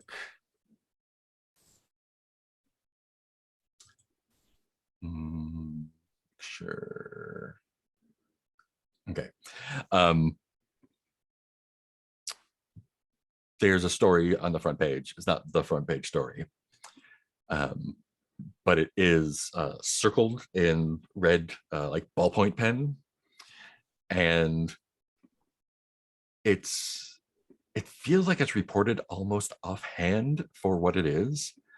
Uh, you notice the picture of the high school nearby, La Fresca, nearby town high school.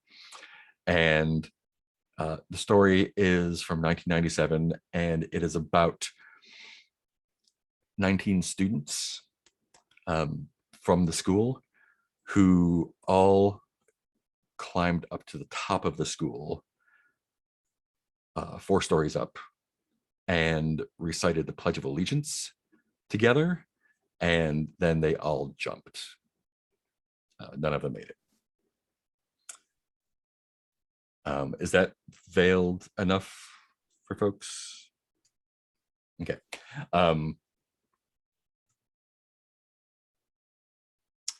And you turn around and you see that Debbie is on the roof of the house. I think Parker's gonna call out. Debbie, is that you? And this is a result of the investigation. You can turn a key if you like to I keep would her like off the to do roof. that. Okay, great. Which key would you like to turn? Key of the child, and it is a flashback to the moment when you realized your parents were imperfect.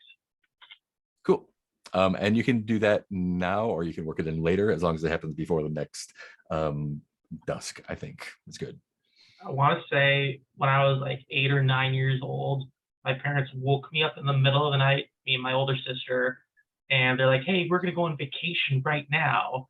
At like 1 a.m. in the morning, they drove us out to a shitty motel in like the mountains, left us there for like the entire day, and in the evening, only my dad came back and put us in the car and took us home. Wow.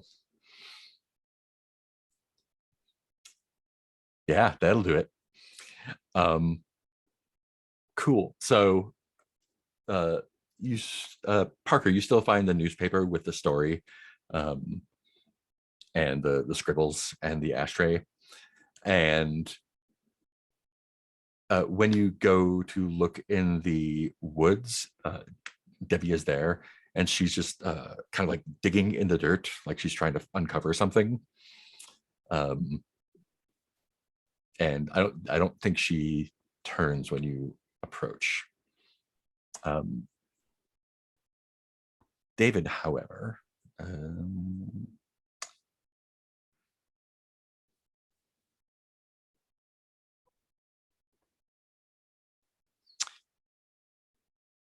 so Debbie doesn't have any kids,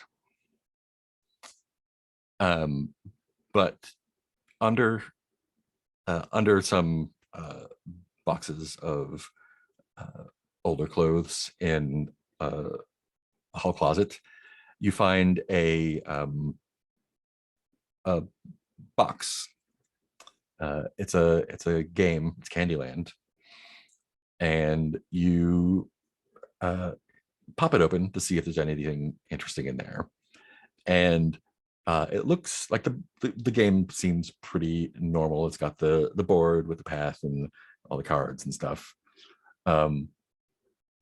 But after looking at it for a minute, you see that it has characters on it that you don't remember. There's the Toffee Duke, the Ravenous Sugar Pig, the Licorice Beastie, the Peanut Butter Sphinx. This is definitely like something that like it hits a strong memory in you for some reason, but you can't remember that ever being like, that's not a standard board game of that nature. Do they sell this in Europe or something? And that is a clue.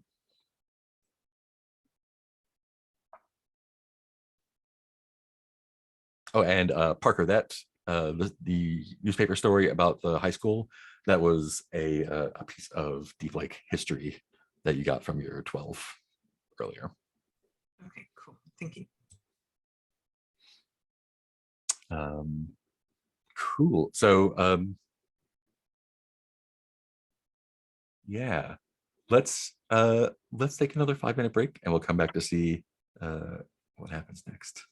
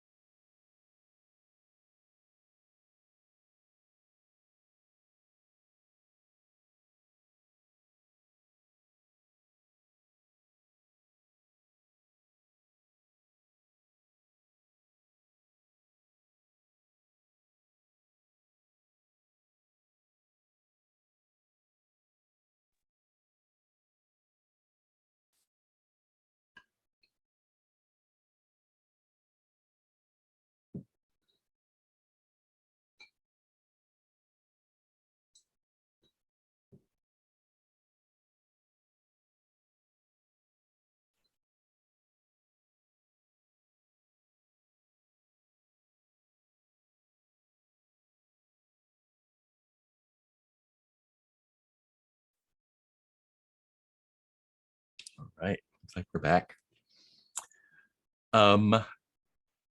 Erica and Michael, where do you go after the Circle K? I was thinking I could either maybe post on the forums about this role-playing game. That might be fun. Or my original thought was we could find like a hobby shop and see if there's anything we can find there about the game or its popularity. Interesting.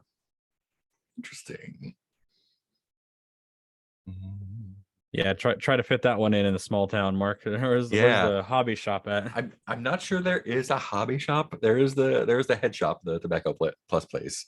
Yeah, we could go there. That would work. But yeah, I don't think they have a hobby shop in in a small town. Erica, is that cool with you? Yeah, I'll keep rolling with Michael. I do want to at some point make sure I get to the bar for open mic night though to clear up some stuff. Answer questions. But yeah, let's go inquire. Excellent. Cool. So this is kind of in a what would be downtown in a larger place. It kind of looks like it popped up in a business that went out of business, but like 20 years ago, like in the early 80s probably, and just been kind of a fixture ever since.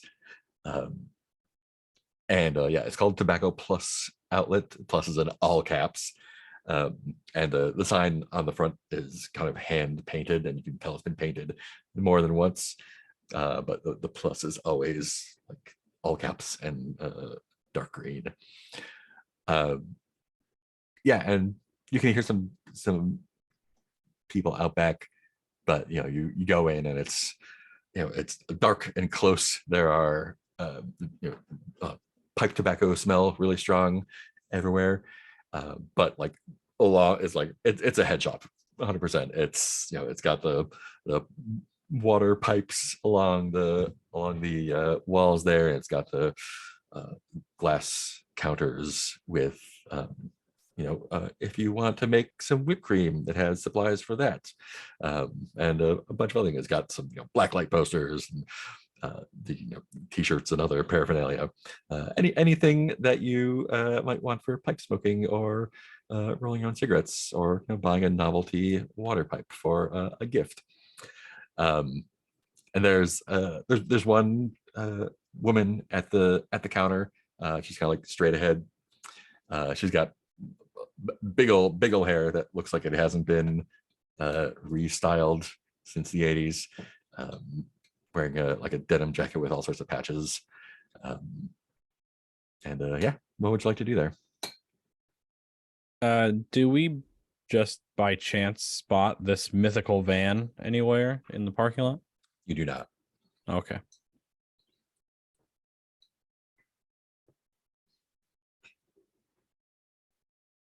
I think Michael's gonna let Erica lead again. All right. So, Billy, what is the goal you were hoping for from this scene? So that I know what I think just more clues, really. Maybe another meddling if we can manage it, but all right. it's pretty general, my idea, between tying the game to, or at least the flyer to somebody. All right. So yeah, I guess first thing, walking in the door, mutter to Michael, to look around, see if there are any posters with the logo that's on, the artwork that's on this flyer that he got. Looking for that. And then I'll just gonna make a show of well, not even necessarily a show. I think she's into it, checking out some of the some of the band paraphernalia, and then just looking real interested, occasionally letting out a Oh man, I wish I could have gone to that show. And the woman looks up, you know, can I do something? Can you, what do you need? And she's got like there's like a clanky noise from, she's got like at least one big silver ring on each one of her fingers. And she's kind of like playing with a Zippo, just kind of like flicking it back and forth. It doesn't, it just like, click it light, click it close, flip it around, just like click, click, click on her rings. Yeah. So what are you looking for? Sorry. I mean, I got distracted by those awesome shirts. Yeah, pretty sweet, right? Maybe next time though. You got a budget, you know. I'm looking for incense or something to help make game night a bit more fun. Yeah, we got all Something to kinds. The atmosphere. Yeah, she comes around the corner of the counter and just like takes you, 5 feet away, and there's just like a big display of 100 different kinds of cheap, bad incense. Anything in particular you like? Hmm. What would Erica know about serpents and sepulchres? Probably not much. It was kind of an underground thing, but you probably heard about it. Like the broad strokes. All right. There was that Tom Hanks movie, right? Is that what? Yeah. I don't know, man. I'm looking for something to set the vibe, Yeah. like, mystical wizard kind of shit where, she's trying to talk in code. Yeah. And like looking looking sort of past the band t-shirts and incense and whatnot. What do you see in the like general decor of the shop that sort of indicates that the owner has a long-standing fondness for like science fiction and fantasy stuff? In the core of the shop,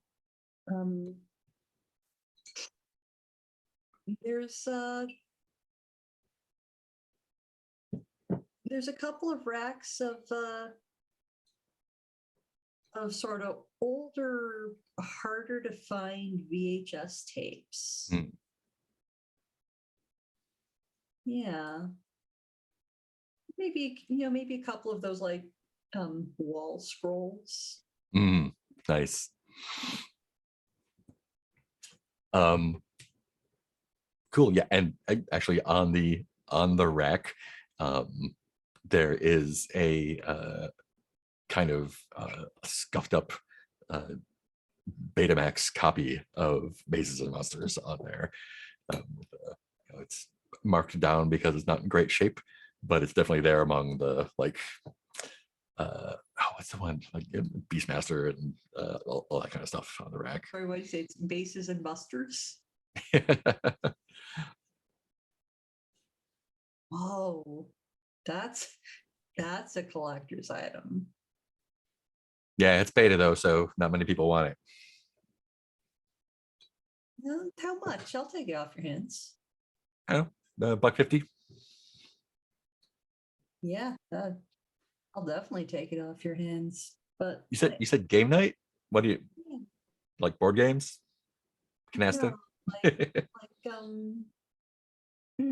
Kind of lowers her voice a little bit embarrassed, like pen and paper and dice kind of stuff. Yeah. Cool.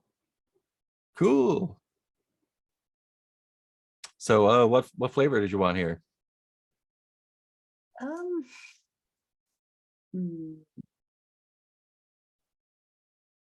Sir, could I help you too? You together? Just want to make sure I keep an eye on you. Yeah, I'm with her.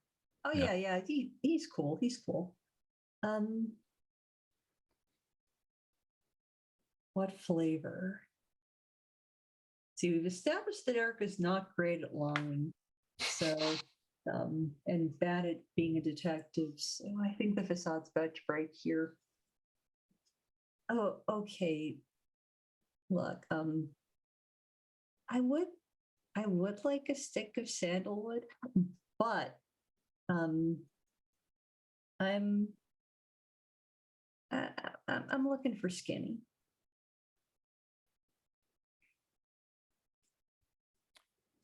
Can I see some ID? Yeah. I can't believe I'm still getting carded. You too, sir.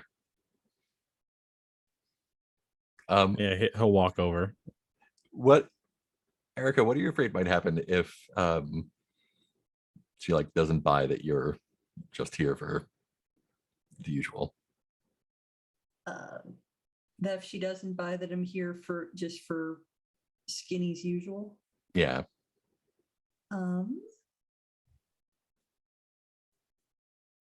I'm afraid that one of her friends will then be me coming to rough me up later or something. Ooh, all right, cool. I think this is gonna be a composure roll. All right. And what does Erica have here? I think it's a yeah. +1. +1. Cool. Let's see, 2 dice +1. All right.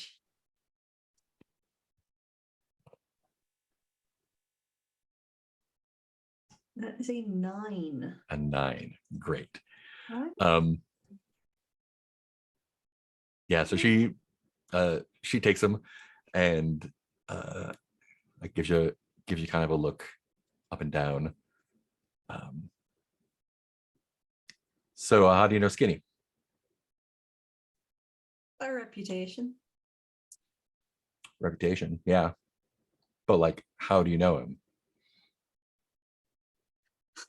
Like I said, by reputation, and I smoke sometimes. I used to hang out. I back in the day used to hang out around the Circle K with my camera. Giving some voices to the people this town didn't want to have none. Camera? Like Yeah, we just creeping on people? make like home movies and stuff. What kind of home movies? Documentaries, man, just like people talking slice of life, and someone came, sometimes someone came with a skateboard, we film them doing their tricks, and people just talk and hang out and stuff, and so that everyone knows that they're people just like anyone else. Sure, Not just sure. Yeah, well, I haven't seen Skinny around in a little bit. It's not hard to miss, though. I mean, it's hard to a miss. little bit. Yeah, a couple weeks, maybe. You sure? Are you a cop or something? What? No. Dude, This guy's got cop looking on him. Like, you're trying too hard, man.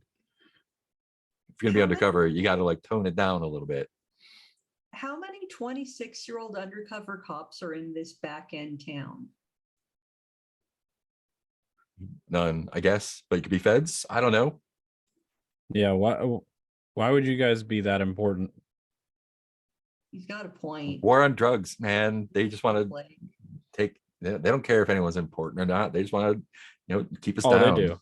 They do. Yeah, I agree with that, but they're gonna go for bigger than you, that's for sure. Yeah, I mean, little column A, little column B. Fair enough. But trying too hard, I'm not trying too hard. What T-shirt is Michael wearing right now? Gremlins t-shirt. nice. Yeah. Yeah, I think she like I can't think of any off the top of my head, but I think she says like a quote from Gremlins just to see if you catch it. And of course you do. Don't get them wet after midnight. Don't feed them after midnight. Don't get them wet. Exactly. Yeah, it's like you guys better, don't get that incense wet or something like that. I don't know. Yeah, I think he probably touches back on it, I'm sure. Yeah.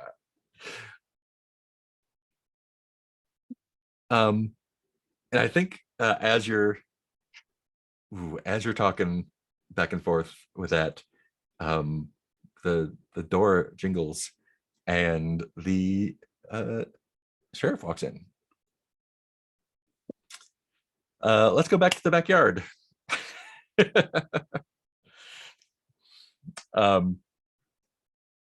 So you got her digging in the yard there. David just found a weird board game, and yeah, Debbie doesn't notice you yet coming at her in the backyard. What are you two gonna be up to?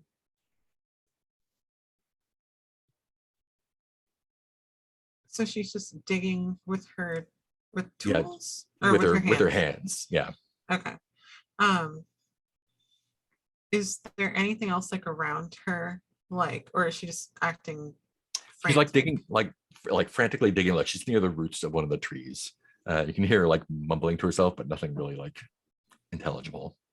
Okay.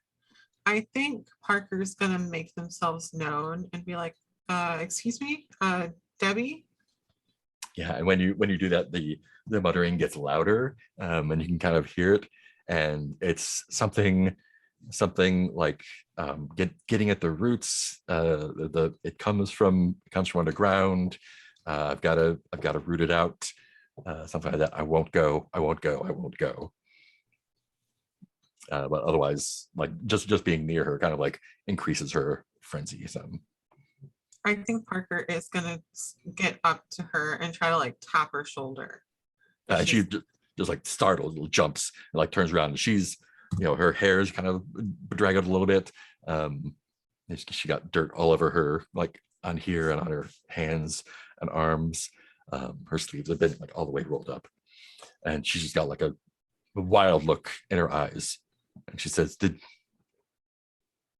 he call you too?" Did who call me? Hugh, did he tell you to go? No, I was here to see you, Debbie. Me and my friend. Do you know my friend David? Yes. David, are you down there now too? Yeah. Hi, Debbie. You met at the office the other day? Right.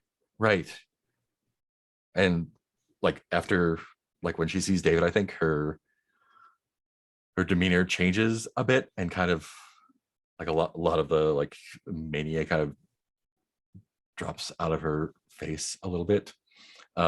David, you can see that where she was digging, like she's got like her hands are kind of scraped up, and there's a little bit of blood dripping, and you were intrigued by that. I think seeing the compulsion of the blood, I walk up to her and kind of gently take her hands in mine and lift them up. And I just ask her, what were you looking for? I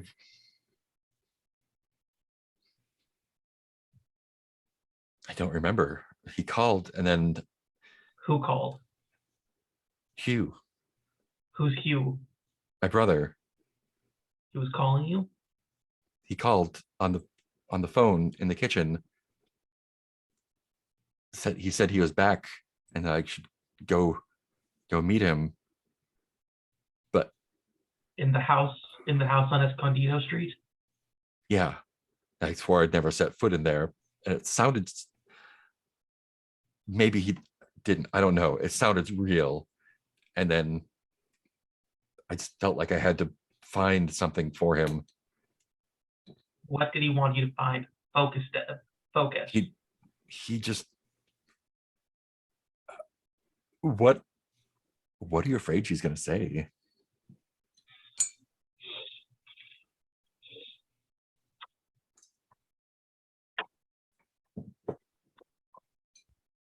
Find the bones.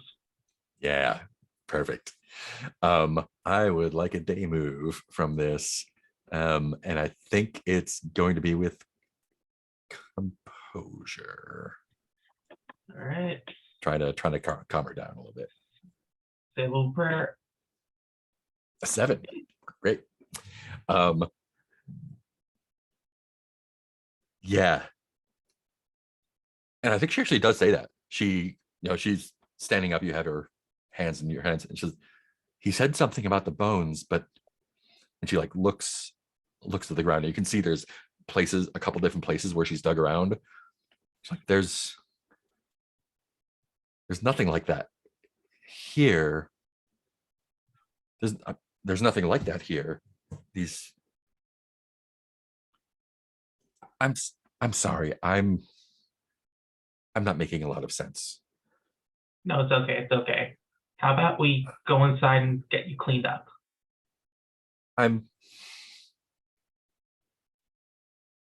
You're not planning on going back to the house, are you? We should just leave it alone. We can't do that, Deb. We can't just leave.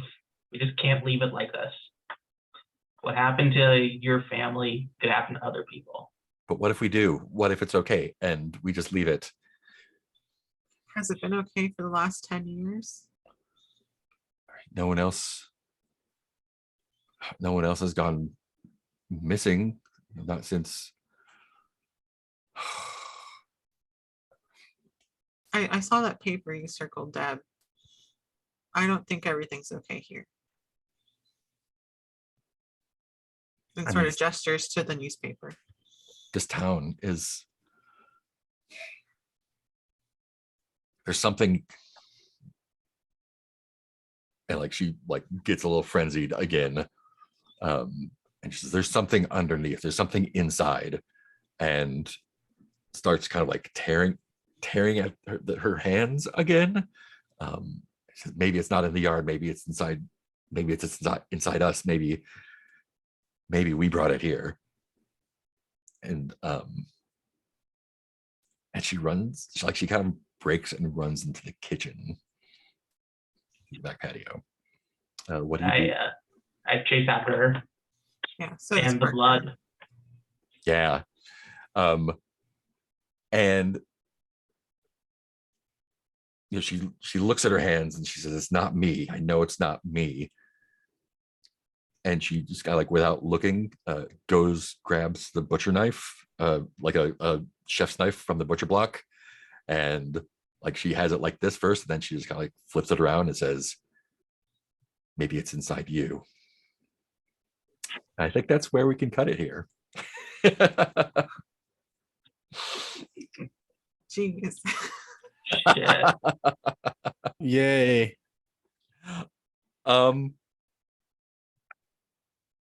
So that's the last scene we see of that. But kind of from an audience viewpoint, there's a desert,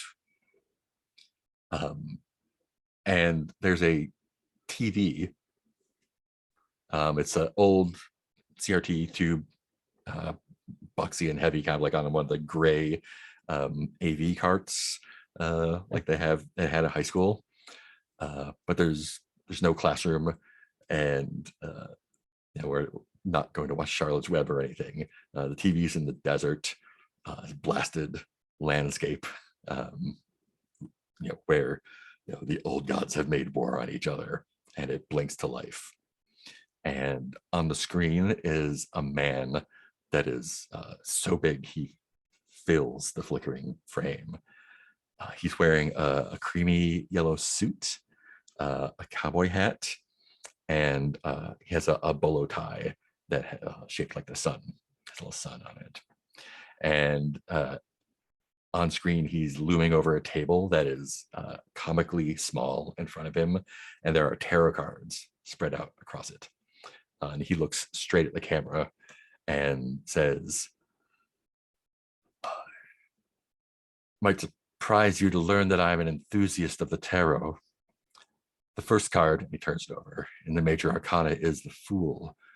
It depicts a young man blind to the realities of the world, stepping off a precipice. The Fool is said to augur a new beginning in life, a new journey. And importantly, on the need to trust the hidden forces of the universe to guide you on your way. I do wonder what will happen to these new fools, these beautiful fools who have traveled all the way back to the enchanted land of their youth in search of the truth. What will happen now that they have stepped off the precipice? Will the universe set them down gently, or will they simply plummet into oblivion? And the TV clicks off, leaving a hot white dot in the center of the screen. And that is the end of the episode.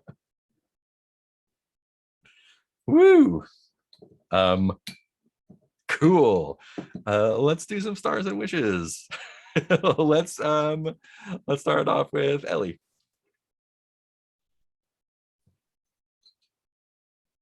Wow, lots of them this time, this go around. I mean, there were lots last week too. First off, stars for Parker and David with that just rolling with that extreme tone shift to the scene with Debbie and just yeah, that was really well done, you guys. Star for Michael's fantastic phone call with Randy when he realizes he's just that was fantastic. I love that. Star for Mark again for those really crisp tonal shifts and that you kind of slow build up that things are starting to get weird. Boom at the end with, hey, yeah, things are weird now, folks. That was really great. And I thought the spotlight shifts tonight were really well paced too. It just everything felt nice, crunchy. So, yeah. Wishes for next time. Let's just complete this day phase. You know, obviously for myself, I've got the Michael and Erica have a situation at the shop now. Still want to go to open mic night if we don't die first. And I'm really looking forward to seeing what happens in the house and learning more about the man in the yellow suit. Yeah. Awesome. Thank you. Billy. Yeah, a lot of the same. I was really interested to see the big man show up, so I was pretty happy at the end there. And yeah, Randy just in general as a character he's like a created character in a video game. It felt like, and it was a lot of fun interacting with him. And big stars to Parker and David. And kind of I like the pairing off thing. That's fine. I know I do want to like switch up the pairs, but it's the characters are going so well together. It just kind of seems natural that they're kind of two and twoing out the way they are. And that scene at the end was great. I love cutting right from like the tobacco shop straight to like dimly lit house with a woman losing her mind. I like that a whole lot. Excuse me. And yeah, big star to Ellie switching your move. And I don't know if that informed the mystery a little bit, but it was completely perfectly done. And I liked kind of being behind her while she was doing all the talking and pretending like I belong there. And as for wishes, I want to see more Escondido stuff. So I'm really excited for David and Parker next time. Yeah. So we can try to resolve it. Awesome. Thank you. Sasha. Yeah, like Billy said, I really loved every scene with Erica just effortlessly speaking wasteoid. That was all great. Felt like something out of a Kevin Smith movie. Also really enjoyed Parker and the awkwardness of like finding us in their room. That was a fun little scene, and then tearing it apart. and like messing up their carpet. And I also enjoyed Billy hassling the cop, like Warren. And yeah, That was a little bit of the actual Billy showing up in the game. I also liked when Michael kind of shut me down when I started talking about Warren Buffett. And yeah, Randy was fantastic. Very colorful entity. But I just really loved the whole scene with Debbie and the ending there with her and the butcher knife. I thought that was like a very big oh shit moment. I guess Witchwise, trying to wrap up Escondido Street and also switching up kind of the pairings a little bit.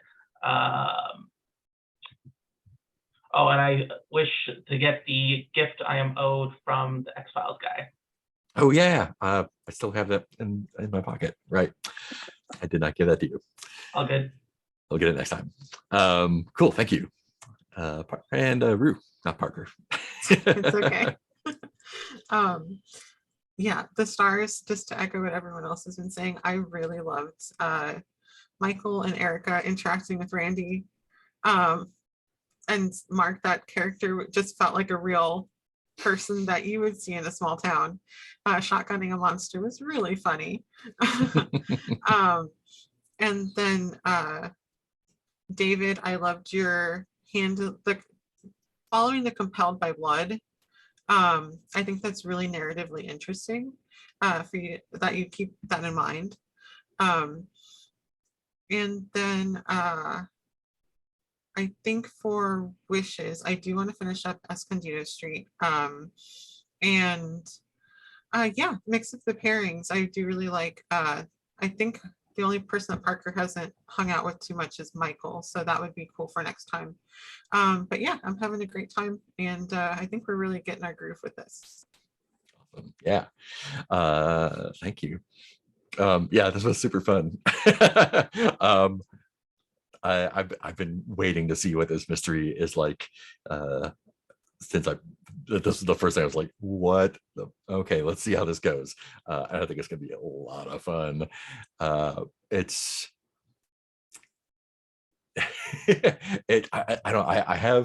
used to have mixed feelings about just like throwing in a new mystery every day until it's free, because I really enjoyed like doing Brindlewood more episodically. But like it feels really good to have the kind of ramp up into like, okay, this is how the game works. Okay, here, let's do some meddling into that, to being like, oh no, there's 3 terrible things happening, and oh no, what are we gonna do about all the things? And like, it doesn't feel frantic, but it just feels like there's that pressure that's really fun to play with. I had a really good time doing, like y'all already said, all the great stars. I really had a great time doing scenes with you as the various folks. I love Gary. Randy is so much fun. And Debbie is like I like have a clear like, oh, this is what's happening with her. Wow. All right. Yeah. And I had something else that's really good. Watching the first Odyssey tape. Super excited about that. Super excited about the big man and what's going to happen with him. Yeah, and like my only wishes are just to remember to give you your clue from your friend, and just to see, like, it's gonna ramp up a lot from this moment, I think. So it's gonna get wild, and I can't wait to see it. Awesome. Anything else before we jump off stream?